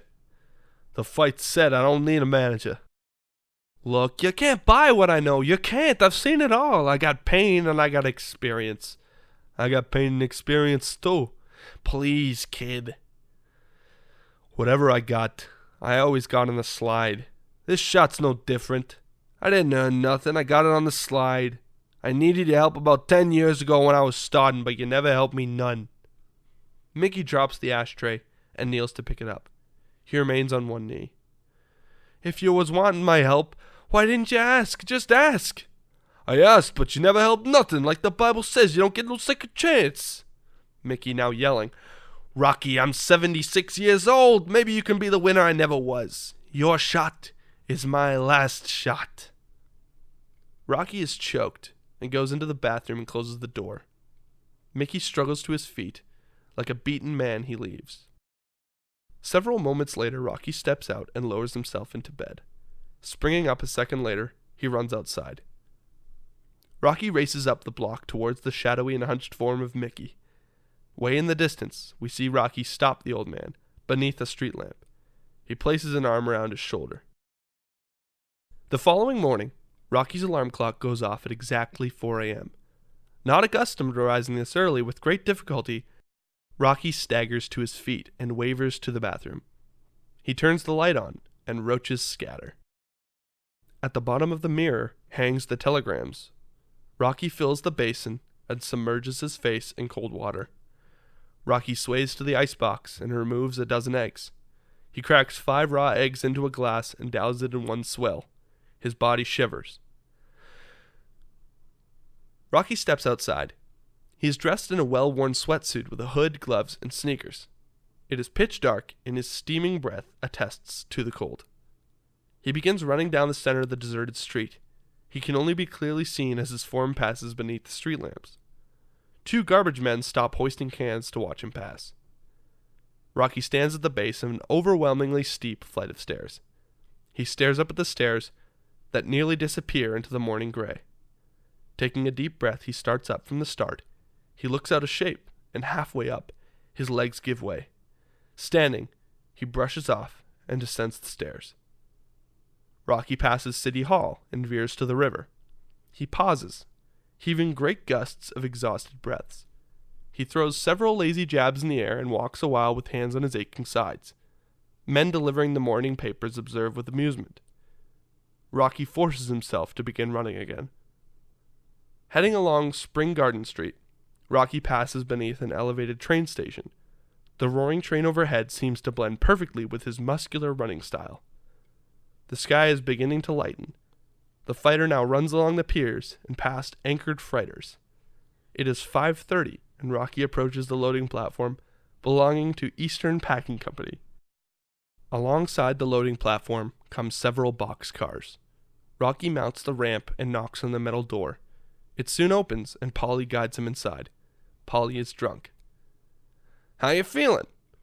"Tight." "I got whiskey here." "No." Rocky notices two Puerto Ricans lounging alongside the shipping office. "This is the guy who's fighting Apollo Creed." With a heavy accent, he says, "Good luck. Kill him, man." As though rehearsed badly, Paulie says, "Hip, hip, hooray. Come on. Hip, hip. Hooray, man." "Rock will be coming by every morning to pick up some prime. Can't tread on that store crap." Rocky smiles, and Paulie leads him out of the office and to the large metal door of a walk-in refrigerator. They enter. The freezer resembles a modern torture chamber. Row after row of hanging slabs of beef stretch into the darkness to the far end of the refrigerator. The blower overhead causes the men to speak loudly. Paulie teases, "If you don't pay Gazzo, you end up hanging on the hook, right?" "Gazzo's a good man." "How about you talk to him about me? Please do me that favor." "Keep this job. You eat better." Paulie opens a jackknife and idly jabs the hanging meat. He swills whiskey from a pint bottle. "You know, do you think me and your sister are doing good together?" "What do you think?" "I ain't too sure. What's the story?" "What?" The story. What's happening?" Paulie speaks like a man who's been mulling this over for quite a while. You really like her?" Sure, I like her." "What's the attraction? I don't see it." "I don't know. She fills the gaps." "What gaps?" Rocky shrugs and takes meat. "She got gaps and I got gaps. Together we fill the gaps." "You balling her?" "Don't talk dirty about your sister." "Come on, you screwing her?" From across the room, Rocky looks him hard in the eyes. "That's why I can't put you together with Gazzo. You talk too much. Big mouth." Paulie reddens. He steps forward and slams his fist in the hanging beef. The punching of the beef is a muted challenge, and Rocky responds. Rocky walks up to the beef and slams his fist into the ribs. The grotesque object swings in a wide arc like a hanging corpse. Rocky moves to the next one and hooks. Rocky's face reveals a never-before-seen concentration, as though he were locked in total battle. Hit the rump! You'll break the ribs!" Rocky speeds up and continues pounding on the second row of beef. Paulie's eyes widen and his face grimaces with every punch, like if he were receiving it. Rocky moves into the dark recess of the refrigerator. Only the dull sounds of his pounding fists can be heard. Rocky works his way to Paulie again. Every hanging beef swings and appears surrealistically alive.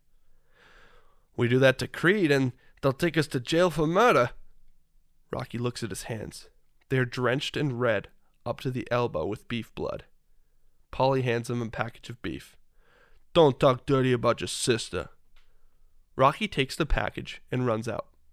Paulie's bleary eyes reveal a fearful respect and slight resentment.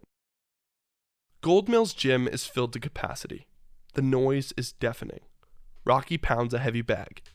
Mickey steps forward and removes a piece of string from his pocket. Stop, I can't stand it. It's clumsy, you're off balance." He motions to his bullish helper, Mike. He hands him the string. "Tie it to both ankles. Leave 2 feet slack." "I never had good footwork." Mike completes the task. "Forget the footwork, you're off balance." "The legs are sticking everywhere. Marciano had the same problem, and the string secured it. When you can hit and move without breaking the string, you'll have balance.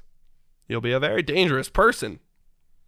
Two young boys in street clothes interrupt Mickey. Rocky, could we have your autograph? Sure.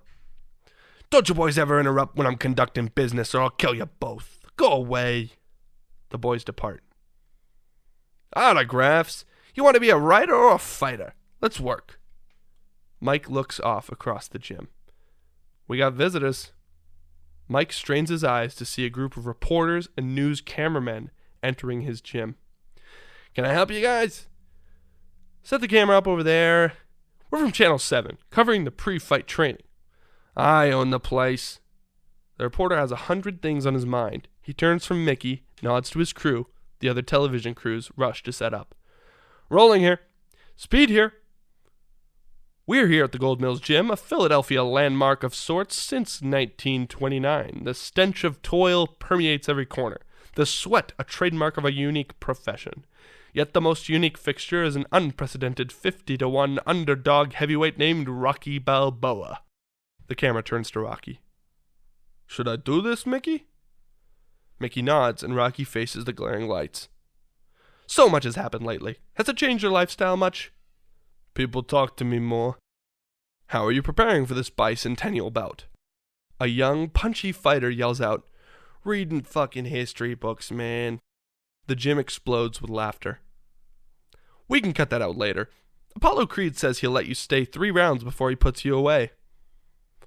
Apollo's a great fighter. Do you feel like you have a chance? Maybe. He faces Mickey. Mickey whispers in his ear. I'll tear his head off. Do you have anything derogatory to say about the champion? Derogatory? Yeah, he's great. Apollo Creed and his entourage enter the gym. Apollo bellowing, I am the champion of the whole world! The gym freezes. Everyone turns and stares in wonderment. Mickey Goldmill shakes his head in disbelief. He now realizes it is a publicity stunt. Apollo continues, approaching Rocky. The Italian stallion. I come over to tell you to be very smart. And after this fight, donate what's going to be left of your body to science. 'Cause after this fight, what's left won't fill a tuna fish can. So beware, mon cher. Apollo turns to the cameras. Rocky is speechless.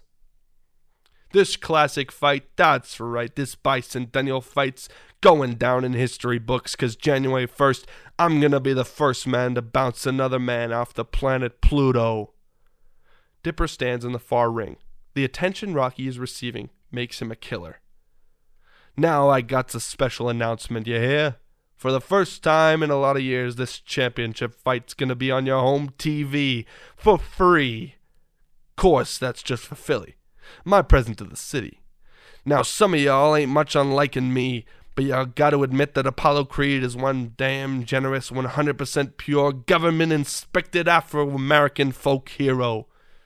Everyone laughs. Dipper moves across the room like a large snake. He brushes people aside and steps behind Rocky. He nudges him. Rocky thinks it is an accident and ignores it.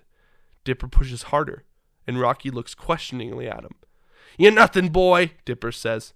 Apollo stops his sales pitch in mid-sentence. The television crew faces Dipper.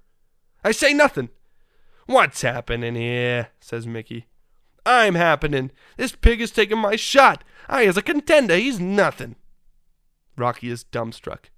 Yo, Dipper, why, Dipper shakes his fist. Spar me in front of these TV dudes. I knock your ass to Jersey. Dipper's fat black trainer holds out his hands, and Dipper slaps them, soul style. Mickey says, You can forget about sparring, kid. You know it's the best man here. You said so yourself. Mickey, apologizing to the crew. Why let Rocky here take a chance on cutting or breaking a hand, huh? Take a shower, Dipper.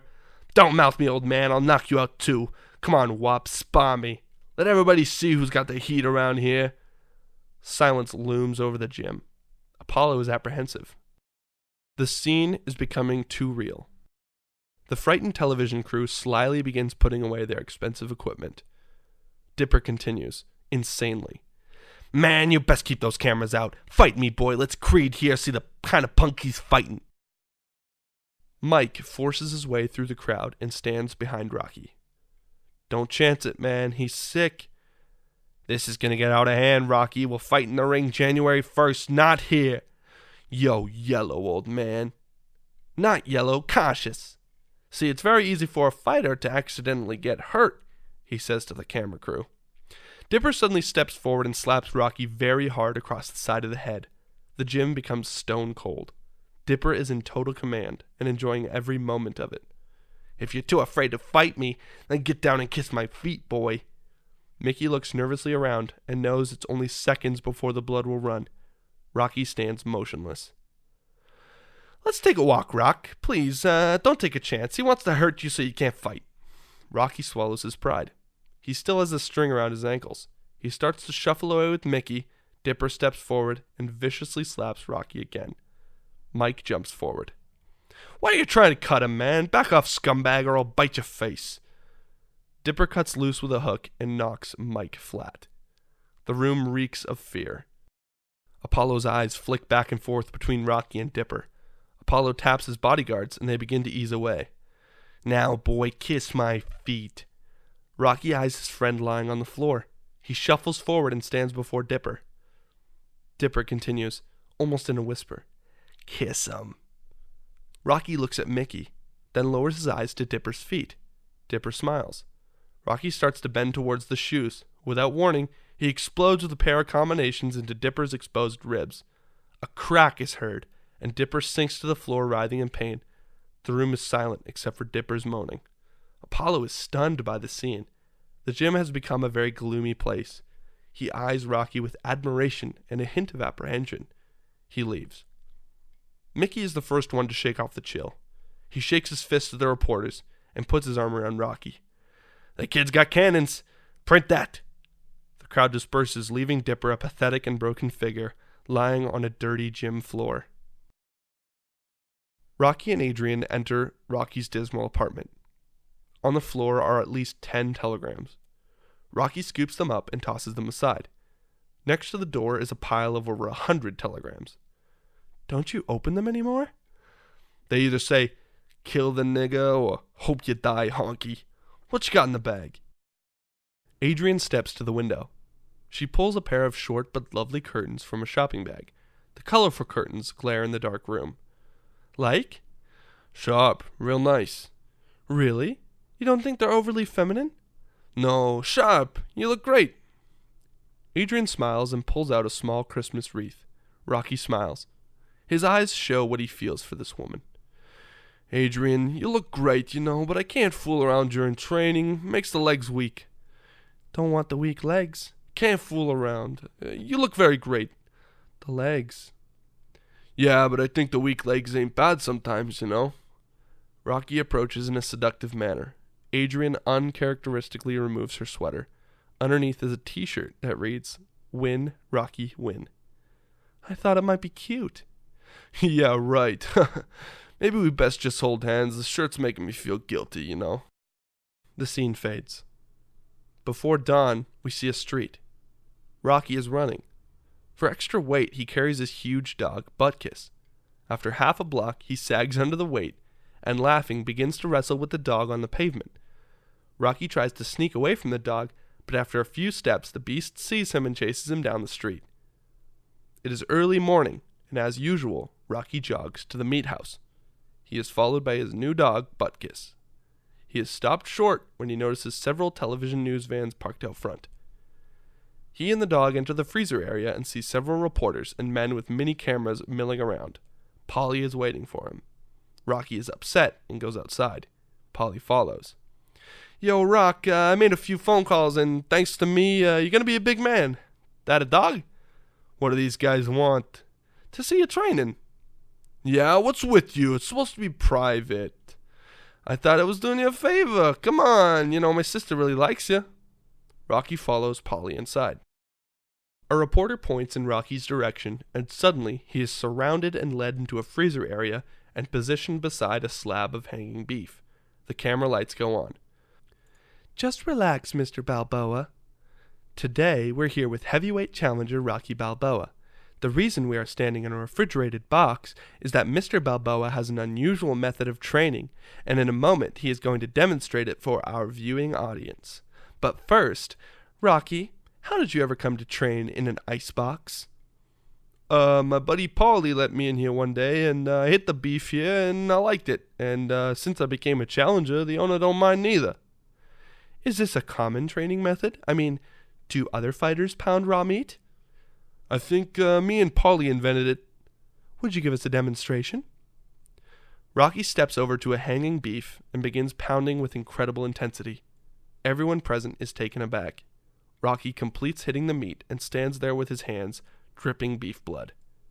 The commentator is unnerved, and Rocky looks straight into the camera lens and holds up his bloody fists.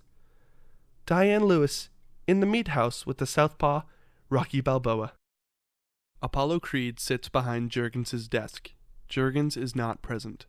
4 middle-aged and younger types and Creed's lawyer sit around the desk. The desk is flowing with forms and charts. How much is being channeled into the West Coast closed-circuit advertising, says Apollo. 300,000, says the lawyer. Make it 450. Now to the younger man. Send 200 roses to the mayor's wife from me. Get a picture, and make sure it gets all the papers. The third businessman. Do you want to run 15 radio spots in the Midwest? I think you could spend the money better in Canadian publicity. Apollo says, Yeah, I'd like to get Canada. See if we can get a tax break. Give me the figures on the program concession. Meanwhile, the trainer sits across the room in a darkened corner, looking at a small television. He is watching Rocky's bloody exhibition on the news. He waves at Apollo. He's worried. Apollo, you ought to come see this. This boy you're going to fight on TV? Looks like he means business. Apollo is still engrossed in his paperwork. I mean business too. To everyone, the gross rental of the arena is going to include the 400 ushers, right? Give me some coffee. It is a moonless night, and Paulie staggers across the street and enters his building. He staggers up the stairs. Paulie removes his coat and tosses it listlessly in a chair. He rubs his red eyes and sways into the kitchen. He takes a bottle of wine out of the icebox. As he swills the wine, he hears the sound of Rocky's and Adrian's voices traveling from his sister's room. Paulie's face tightens, and he staggers towards the bedroom. He stands outside the bedroom door and peers through a crack. Rocky, Adrian, and the dog are watching TV in the otherwise darkened room. And he called the reporters. Yeah, threw my whole day off. Don't be mad at him. He just wants to help. Yo, I ain't mad. I'm just out of joint when reporters are around. They take cheap shots, and Paulie knows it. Are you going to say anything to him? What's to say? I don't know what he wants from me. Filled with uncontrollable anger, Paulie smashes into the room. Nothing! I don't want nothing from you! Paulie! Shut up! I don't want nothing! I ain't no charity case! Get out of my house! It's not your house. You ain't no friend no more! Go home! Out of my house, I want you! Don't talk to him like that. Get out of my life, both of yous! Paulie kicks the door out of frustration and appears to be bordering on a nervous breakdown. Out of my house! I want you! It's cold outside, Paulie. Paulie goes to the living room closet and removes a baseball bat. Rocky and Adrian quickly follow. I don't want you messing up my sister no more. He's scum from the corner. I don't raise you to hang with no bum. Adrian is speechless. Rocky moves towards Paulie. Paulie raises the bat. You want to hit me? Come on. I'll break both your arms so they'll never work. Rocky freezes. Paulie, stop now. I'm out of here. Don't you think I'm good enough to work for Gazzo? Paulie spits. That's what I think of bums like you and Gazzo. He spits again. You're going up and you don't care enough to throw Paulie some crumbs? He spits. I give you meat, and I give you my sister too. Only a pig would say that. Paulie smashes a small table with the bat. Paulie says to Adrian, You forget what I went through to give you the best. You give me what? Knots? You give me knots in here every day. You make me scared of everything. I always seen you had the best, but did you ever think of putting in a good word for me with this scumbag? Paulie smashes a large lamp with his bat. Don't do that again. Get away from me. I could never even get married because you couldn't live by yourself. You'd die by yourself. So instead I put the two together. Did you think putting in a good word for me? You owe me. Owe you what? You owe me, and you're supposed to be treating me good. Good? Good, Paulie? I've been treating you like a baby. Since I can't remember, it's so long. I'm the only one who feeds you and puts you in bed when you can't stand up, and it's you that made me feel like a loser. That's what you call me, a loser. What kind of name is that? So can you blame me for not wanting to talk about you when I'm with Rocky? I don't owe you, Paulie. You owe me. The brother flares up and threatens Adrian with the bat. You busted! What? You a virgin? You let him in your pants, didn't you? You pulled down your pants and you let him have it, didn't you? Mortified, Adrian runs to her room. Rocky steps to Paulie. Rocky is fuming. Hey! Paulie cocks the bat back and tenses. Rocky remains still. I can't haul meat no more. What can I do about it? Christ, I've been begging you for a break until I'm sick inside. What break, huh? What break? Who am I to give breaks? I'm a fighter, you haul meat. You do what you do, and I do what I do best. That's it, that's life, man. Paulie looks ashamed. Rocky walks, then returns. And what you said to my girlfriend ain't right. You do it again, I'll kill you. Rocky goes into the bedroom. Adrian has buried her face in a pillow. She is rocking slightly. Rocky cradles her and kisses her cheek. You want to hear a dirty joke? Yes. Mickey is now in his cluttered office above the gym. The room is dark. Blankets are tacked over the windows. Rocky is watching 8mm movies of Apollo Creed in action. Rocky watches with intense concentration as the fighter moves like a huge dancer around the ring. His defense is great, can't lie about that. You have a rolling style, can't retreat as fast, but your style ain't retreating. They both watch the flickering images. See how he plays sometimes? Drives his cornerman nuts.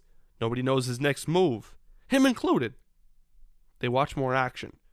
Creed has a fighter helpless against the ropes. Killer instinct.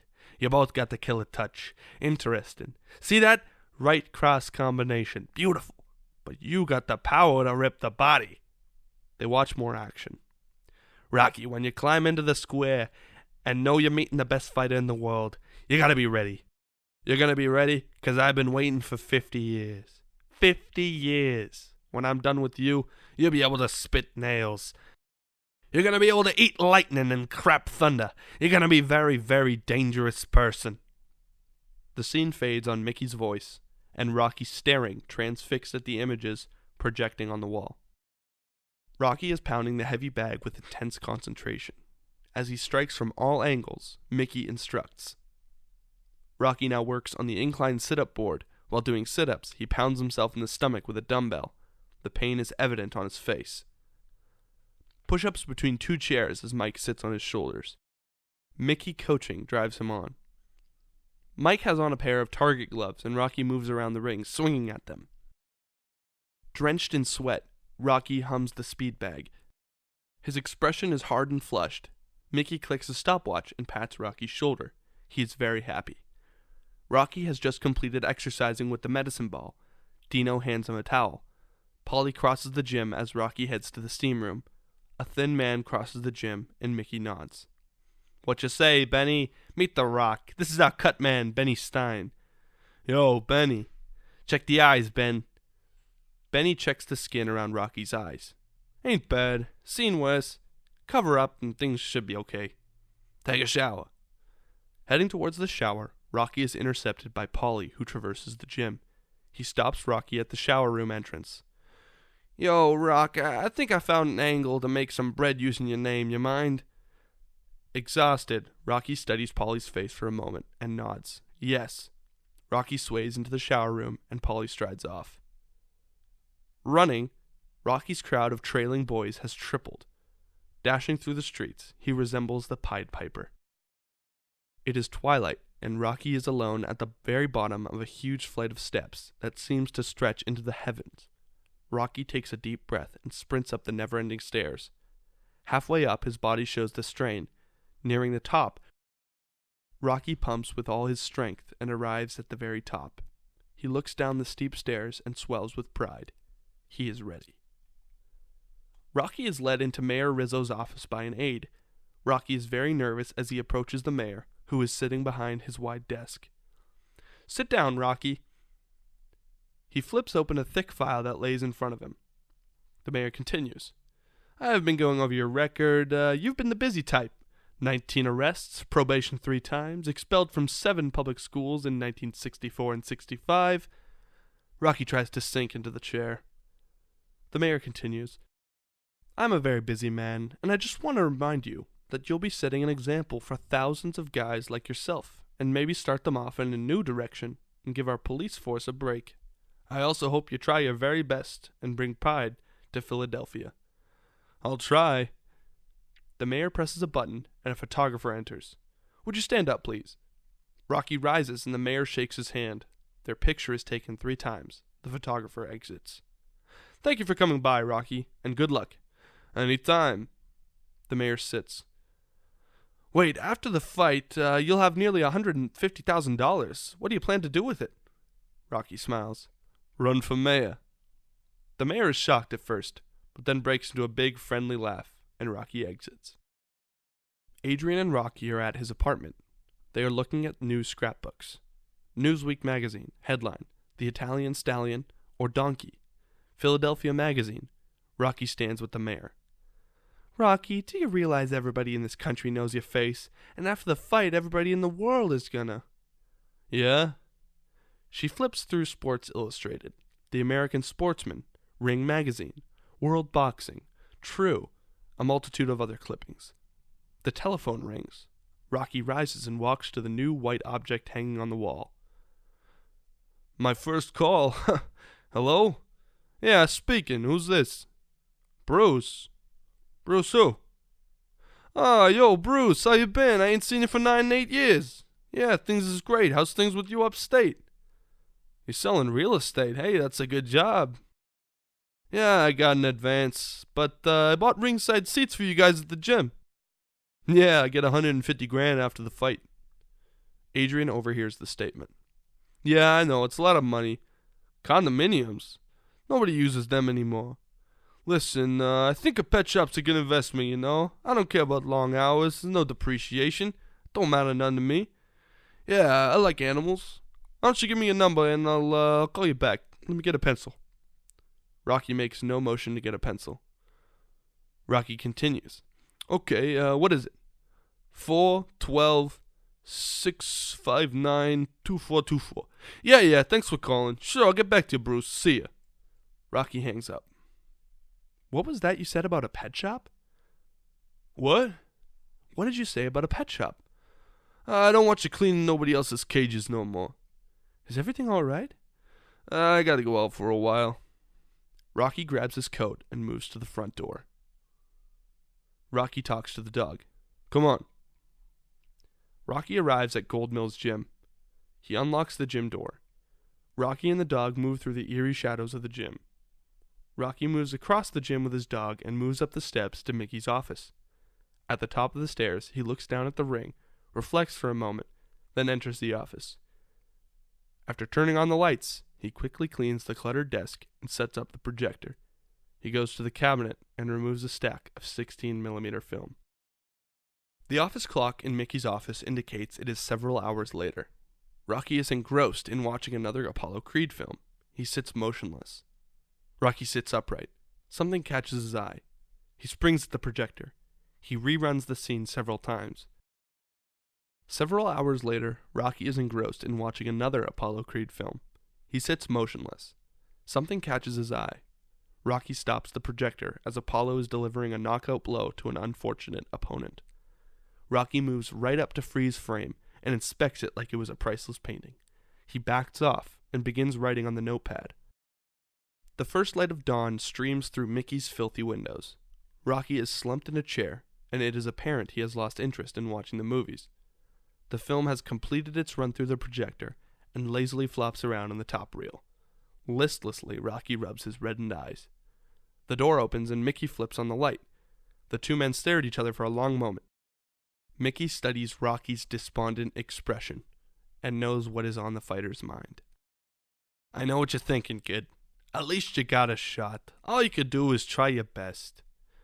Rocky stands and with his dog, inches past Mickey and exits the room. Mickey walks over and turns off the projector. He idly pushes the machine with a lazy motion until it slides off the desk and crashes to the floor.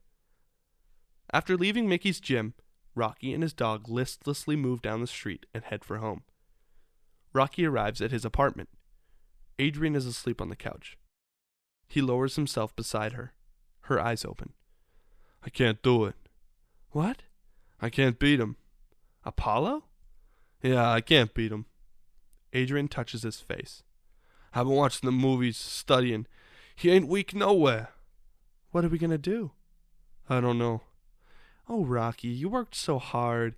It ain't so bad, 'cause I was nothing before. Don't say that. Come on, it's true. But that don't bother me. I just want to prove something. I ain't no bum. Don't matter if I lose. Don't matter if he opens my head. The only thing I want to do is go the distance. That's all. Nobody ever gone 15 rounds with Creed. If I go them 15 rounds and that bell rings and I'm still standing, I'm going to know then I weren't just another bum from the neighborhood. Adrian touches Rocky's face. The fighter gently lowers himself beside his woman. No fooling around. It is the night of the bicentennial fight. The location is the Philadelphia Spectrum. The Spectrum is filled to capacity. Grandly dressed celebrities and wealthy fight fans lower themselves into their ringside seat. Nearly everyone is holding a red, white, and blue sweater. The arena is decorated in tons of patriotic red, white, and blue. High above the ring are huge posters of George Washington, Abe Lincoln, Dr. Martin Luther King Jr., Ben Franklin, and Apollo Creed. Apollo Creed sits in his dressing room.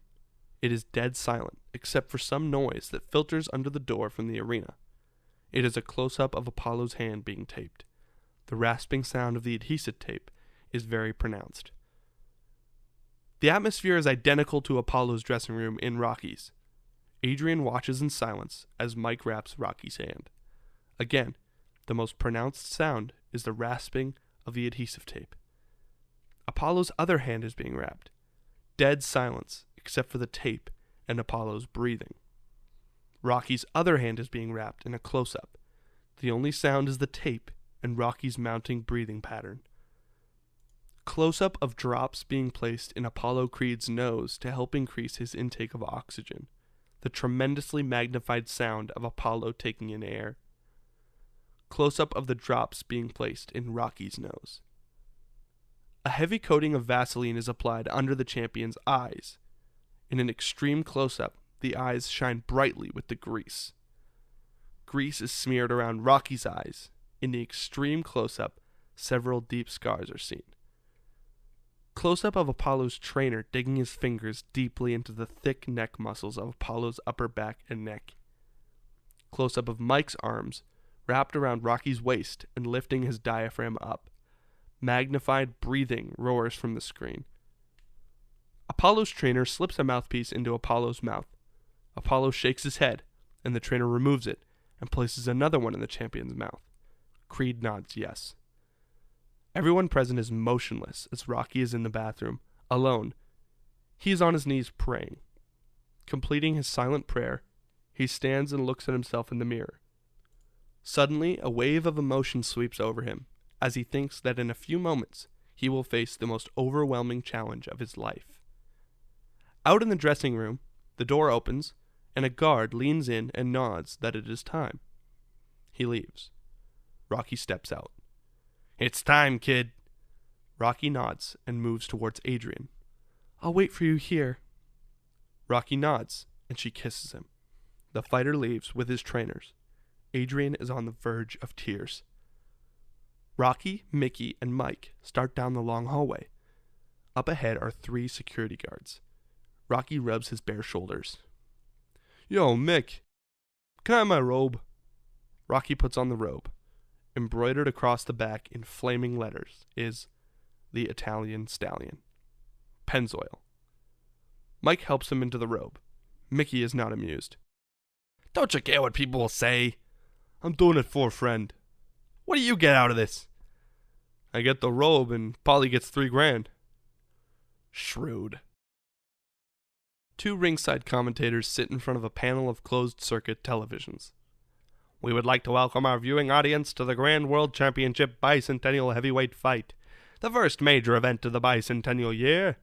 A point of interest is that the fight is being beamed to more than 750 million fans in theaters in nearly every corner of the world.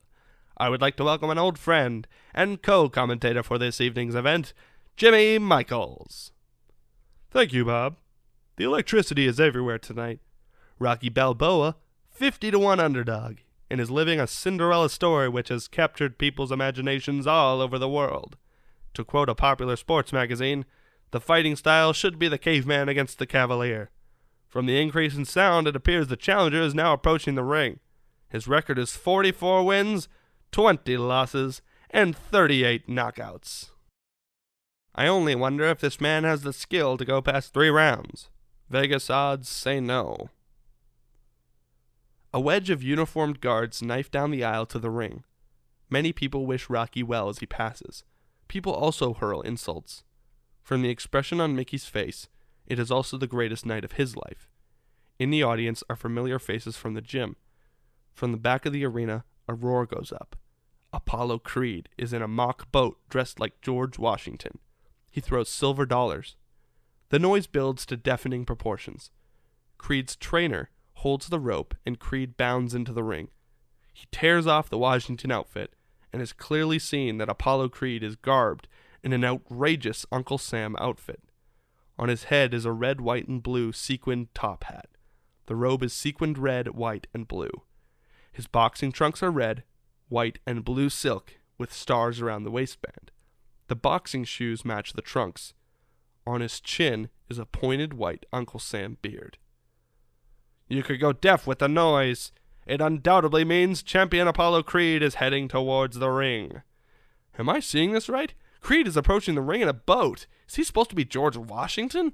Obviously so. It's been confirmed that it is definitely an impersonation of George Washington, a great way to start 1976 off. I agree. Immediately, Creed begins gracefully dancing in a wide circle. He passes within inches of Rocky in his Uncle Sam outfit. I want you! I want you! The crowd loves the taunting. Apollo Creed floats back to his corner. Don't let him get you tight. What do you think that outfit cost? The announcer steps to the center of the ring. Several men in suits stand against the ropes. Paulie is dressed nicely and sits at ringside with a pretty blonde escort. Rocky waves at him. Paulie waves back and secretly gestures at his date. Rocky smiles and gestures back. Ladies and gentlemen, welcome to the Bicentennial Heavyweight Championship fight. We are proud to have with us 4 former great champions. Ladies and gents, the one and only Manasseh Mahler Jack Dempsey. The crowd roars and Jack Dempsey waves and goes to Creed's corner, then Rocky's. Good luck, kid. He moves off. Christ, Jack Dempsey. The announcer points and the timekeeper rings the bell. Former middleweight champion, the Bronx Bull, Jake LaMotta. Jake LaMotta raises his fist and gives best wishes to both contenders. Timekeeper rings the bell. The man with the big punch, everybody's favorite, the Brown Bomber, Joe Louis. Joe Louis bows and steps to Creed's corner. Creed strikes a boxing pose, and Louis tosses a playful punch. They must be friends. Now, last but certainly not least, the former heavyweight champion, a son of Philly, Smoking Joe Frazier. Frazier rumbles to the center of the ring. The crowd cheers. Apollo puts on a show. He grimaces and gestures like he's going to attack Frazier. His cornermen hold him back. They laugh. Frazier goes to Rocky's corner. Save some of him from me. The commentators beckon to Frazier as he exits the ring. The former champ looks great. Can we get Joe over here? Here he comes, says the commentator. Joe Frazier stands in front of the commentators. Joe, what are your feelings about tonight's fight?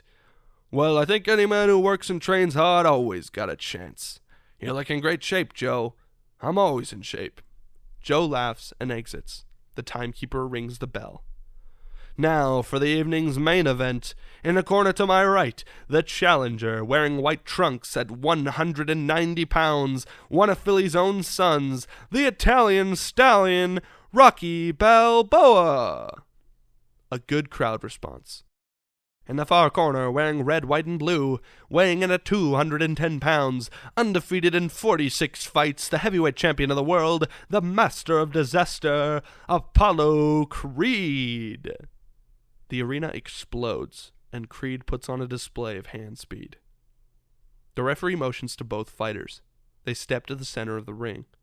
As the referee explains the rules, Apollo and Rocky stare hard into each other's eyes. The referee's voice fades, and the fighters' expressions fill the screen. Something soulful and frightening is being communicated. Now come out fighting! The fighters return to their corners. God bless you, Rock. Thanks, Mick. I'm gonna try. The bell rings. Creed dances forward and boxes Rocky as though he considers the man an amateur. The champ stings the slower challenger with jabs at will. Balboa blocks 80% of the blows with his face. Creed doesn't look the best he's ever been, but is moving smoothly. Creed snaps out a triple combination that backs Balboa into the corner. Oh, a solid hook by Creed, a master of fistmen. I mean, the champion is smiling and toying with the man, trying to give the fans the money's worth and make a show out of it with the badly outclassed challenger. Another left-to-right combination. I feel sorry for. Creed is down! Rocky suddenly explodes with an upswing hook to the jaw. Creed is dropped. The arena explodes. Creed's eyes show disbelief. So do Rocky's. Rocky back into his corner. Mickey and Mike yell at him. You can do it! God damn it, you got the power, the body! Get the body, you got him going! 6, 7, 8... Creed is up.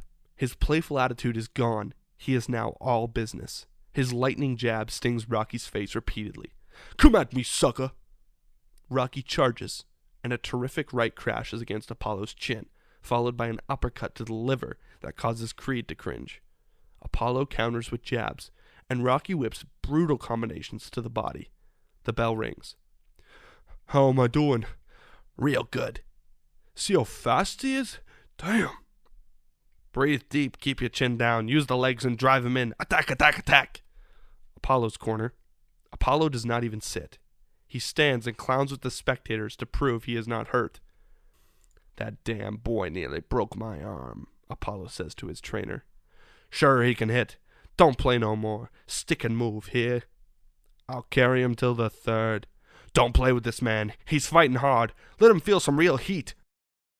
The bell for the second round rings. Rocky rushes out fast and furious. Apollo melts out a left hook that raises a goose egg over Rocky's eye.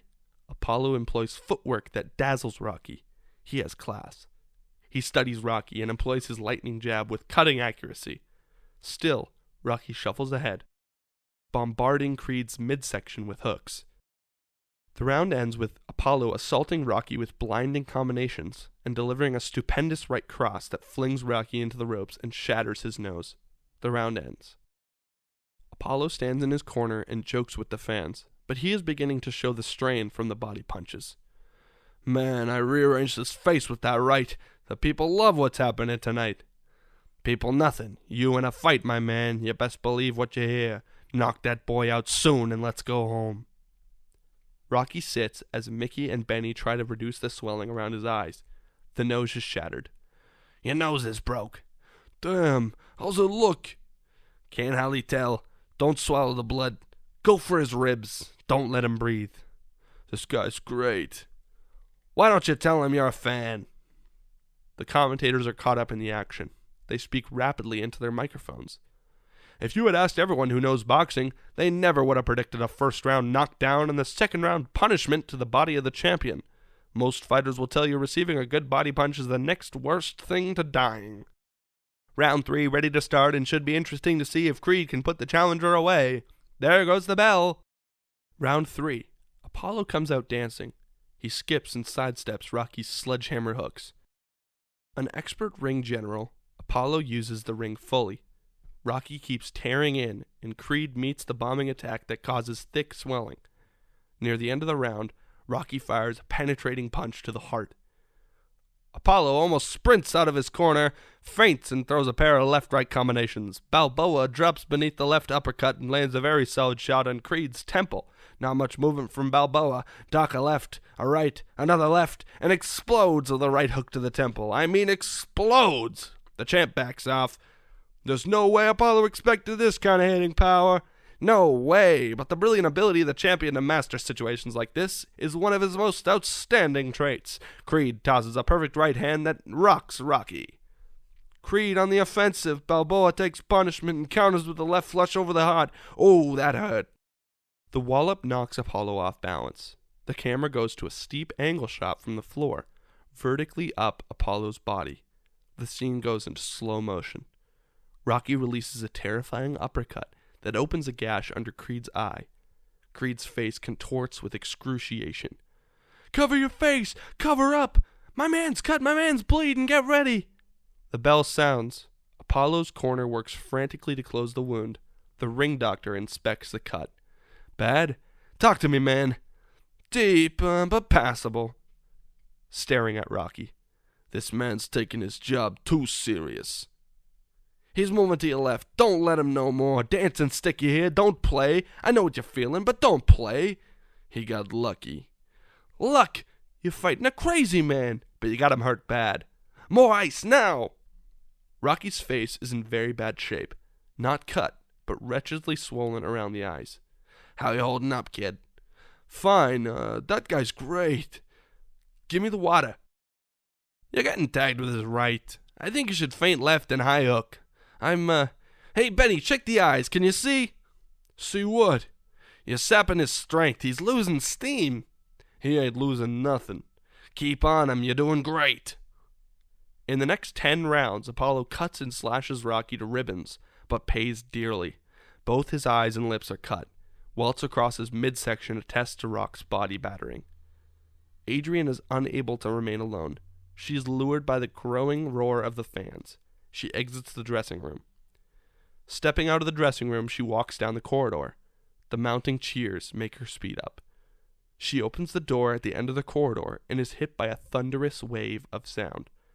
The guard at the door inspects her and goes back to watching the fight. Adrian stands at the rear of the arena and watches the battle. She is entranced by the power of it all. Back in the ring, Rocky keeps grinding ahead. He plants a thumping left over the champion's heart, and Creed winces. Rocky is game, but losing. At ringside, Paulie is frantic. He is living the fight from his seat. Mr. Gazzo and his bodyguard watch from the second row. Gazzo looks proud. The bodyguard, impassive. At Andy's, a huge and lively crowd look up at the television over the bar. They see Rocky driving Creed against the ropes and cheer loudly. "The Rock's got real stones." The men are fighting with appalling tenacity. Rocky rips and tears into the body. Apollo counters with a ceaseless stream of rapier-like lefts. The challenger is seriously outclassed. "Come on, let me cut ya." Rocky wades in and Creed employs incredible footwork. Apollo sets himself and cuts loose with a thunderbolt right cross to Rocky's already broken nose. Blood sprays from the wound and red droplets drip from his chin. Rocky takes a merciless beating and is staggered by a torrent of combinations. Rocky's eyes are closed, but Creed cannot drop him. The bell rings. The commentators shift in their seats. "Without a doubt, this is the most punishing brawl I have ever seen. The ringside audience is spotted with blood. This fight should have been stopped rounds ago, but Rocky Balboa refuses to fall. Not only has he refused to fall, but he has beaten the champion's body without mercy. The bout has become a vicious slugfest." Apollo's corner is in turmoil. The champion is definitely hurt. "Oh, my side." "Get that doctor." "No doctor. You're hurting, man." "No doctor. I'm feeling good, bro." In Rocky's corner, things are frantic. His eyes are swollen shut. "You want to keep going?" "Would you keep going?" "Yeah." "No more. You want him to lose an eye? No more." "Open my eyes. Please, open my eyes." Mickey nods to Benny. He secretly places a small ring knife between his index and middle finger. In one smooth movement, He drags the razor over the blood welts and quickly covers the draining wound with gauze. It is done so quickly that no one is ever aware of the operation. At the rear of the arena, Adrian looks transfixed at the ring. She is caught up in the heat of the battle. The bell rings for round 14. Rocky bores in close, but Apollo still has spring in his legs. He seems determined to end it this round. Apollo catches Rocky flush on the jaw. Rocky is staggered. Like a wolf, Apollo cuts loose with pure savagery. Rocky is driven against the ropes and receives a devastating beating from the champion. Rocky is dropped. Rocky sits stunned in the middle of the ring. Everything is a distortion. He looks for familiar faces as though to ask for help. Mickey and Mike scream frantically for him to stay down. 6, 7, 8, the referee says. Rocky gets to his feet and tenses with renewed energy. He is like a wounded wild animal. The tide suddenly turns. Rocky drops low and catches Apollo with a pair of terrific body punches that seem to drive Apollo's diaphragm up to his throat. A crack is heard. A glaze of pain covers Apollo's eyes. It is only a supreme effort that keeps the champion upright. Apollo is hurt badly. He is bent over. Rocky moves towards Apollo. Apollo flicks dread jabs into Rocky's eyes. The Italian wades in with punches that seem to bulge out Apollo's back. Creed takes the punishment like a stoic. Blood is running from Apollo's mouth. In the clinch, he leans over Rocky, and it drips down the Italian's neck and shoulders. Apollo shields his wound from the ringside judges and continues to fight. The bell rings. Apollo's men rush out and guide him to his corner. Ribs broke. Blood trickles from the corner of Apollo's mouth. The trainer feels the ribs. You're bleeding inside, man. Get that doctor. One more round. Don't kill yourself, man. The doctor will stop the fight. Stop jiving. Cover the ribs. Look here. Elbow down. Tight, tight. Stand straight. You're the best. The best. Thanks. Rocky no longer resembles himself. His face has completely been beaten to jelly, but his mood is buoyant. How I look out there, Mick? Great, kid. Great. The ring doctor leans over Rocky and checks his eyes. One more round. How do you feel? Rocky is approaching the supreme moment of his life. He cannot be bothered with pain or doctors. Fine, go away. I'm going to make it. I'm going to make it. Everyone is distraught over Rocky's dangerous condition. We got to stop it, kid. You gave it your best shot. Nobody's going to say you didn't give it your all. I can't let you go out. Rocky stands and eyes them all, impassioned and quietly. I'll kill you all. Don't stop nothing. The bell rings. Apollo moves cautiously out of his corner and circles to Rocky's right. The commentators stare unansweringly at the fighters. The fight has slowed down to a near standstill. Creed circles to Rocky's right. The spectrum is nearly silent. Neither fighter has a motion to throw. I've never seen anything like it in the last round of a championship fight. Apollo spits blood on the canvas. It appears he is protecting his right side. His ribs were probably injured at the end of round 14. It's confirmed unofficially. Creed's ribs may be broken. Apollo fakes a left and throws a big tired right. Balboa's mouthpiece is out. Creed attacks with one hand. Apollo feints, and Rocky falls for it. The champion unleashes a lethal blow to the side of the head that jolts Rocky's mouthpiece into the second row. Rocky sags against the ropes in a crucified position. The insane crowd leaps to their feet. Rocky's bloody teeth snarl at Apollo, and he waves him to come ahead and fight toe-to-toe. Apollo obliges with a weary but effective burst of rights and lefts that have KO written on every punch. Rocky counters the assault blow for blow. Give me your best. Mickey looks at the clock. 10 seconds to go. Give me your best! Blood sprays over the ropes and onto the ringside photographers. They are horrified and wipe away the blood. The fighters stand toe-to-toe and drag every remaining bit of strength from their souls and beat each other without mercy. They look hypnotized and have entered a dimension far beyond blood and pain. 6, 5, 4, 3, 2, 1. The bell rings. The arena explodes with thunderous approval. Their cornermen rush to their collapsed fighters. In the midst of all the confusion, both fighters look at each other with unabashed respect. They stand like blood-drenched gladiators on the most dramatic night of their lives. As though reacting to some unspoken command, they both step toward each other and embrace. Apollo whispers in Rocky's ear, "Ain't gonna be no rematch. Don't want one." Mickey comes over and separates them and leads him back to his corner. Mickey embraces him. The announcer enters the ring with a microphone. "Attention, please, attention! Ladies and gentlemen, tonight we have had the rare privilege to have witnessed the greatest exhibitions of stamina and guts ever in the history of sports." The crowd roars. "Ladies and gentlemen, we have a split decision." Apollo did not expect this and tenses. His corner nervously tries to reassure him. It does no good. Rocky did not expect this either and looks in confusion at Mickey, but Mickey is frozen with anticipation. Judge Walker scores it 8-7 Creed. Judge Roseman scores it 8-7 Balboa. Apollo is rigid. Fear radiates from his eyes. To lose the crown on this night, after the fight he fought, would kill him. A silence has blanketed the arena. Judge Connors scores it 9-6 Creed. Winner and still heavyweight champion of the world, Apollo Creed. Rocky sorely smiles and looks at the wave of cheering fans that circle the ring and reach out towards him. Mickey grabs Rocky's hand and raises it. The crowd roars. "I don't care what they say, you're a winner." "Yo, can I have my locker back?" Mickey and Rocky look at each other and grin. Mickey hugs Rocky like a son. Mickey raises Rocky's hand again. Rocky turns away from Mickey and pats Benny the Cutman's shoulder. Benny smiles wearily. Rocky stares across the ring at Apollo Creed, who stands victorious, but his face and body are badly distorted. The two men lock stares that reflect admiration. Apollo climbs out of the ring, and the fans crush forward, screaming his name, and waving red, white, and blue banners.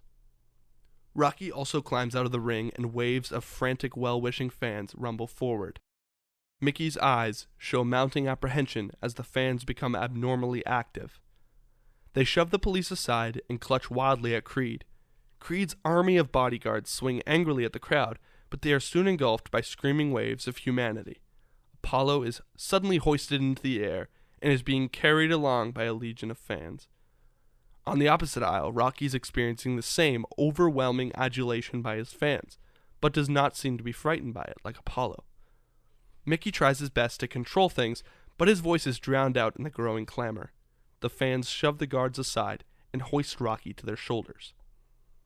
Rocky's and Apollo's fans are aggressively competing against each other, chanting, "Creed, Creed, Creed." Rocky's fans counter by bellowing, "Rocky, Rocky, Rocky." Paulie tries to get to Rocky, but is shoved aside, and he starts swinging. Both Rocky and Apollo are completely at the mercy of the crowd.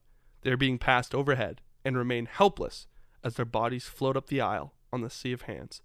The chanting is deafening. Fearful that Rocky is in danger, Adrian tries to move forward. Running headlong into the crowd, she angles through the mass to get to Rocky. She is manhandled and shoved into a multitude of directions, but she keeps her feet. She sees him. In the distance, Rocky floats into view, and Adrian flattens against a wall and waits for the procession to pass. The procession approaches, but she clearly sees Rocky's unbelievably battered but smiling face. He appears to be king of the world. The procession approaches and passes Adrian. She jumps on her toes and waves frantically, but is not seen. She screams Rocky's name. Somehow the delicate voice knifes through the racket and reaches Rocky. Rocky frantically looks in all directions and barely manages to see Adrian jumping up and down waving. The crowd is carrying him away. He attempts to lower himself, but the crowd won't permit it. Rocky instead turns and begins climbing across people's head and shoulders. He resembles a man trying to go up and down an escalator. People are jammed so tightly together, Rocky manages to crawl across them to Adrian. Still suspended in the air, Rocky leans down and Adrian jumps as they lock in an embrace. "I love you! I love you! I love you!" The two are swept along into the greatest night anyone can remember.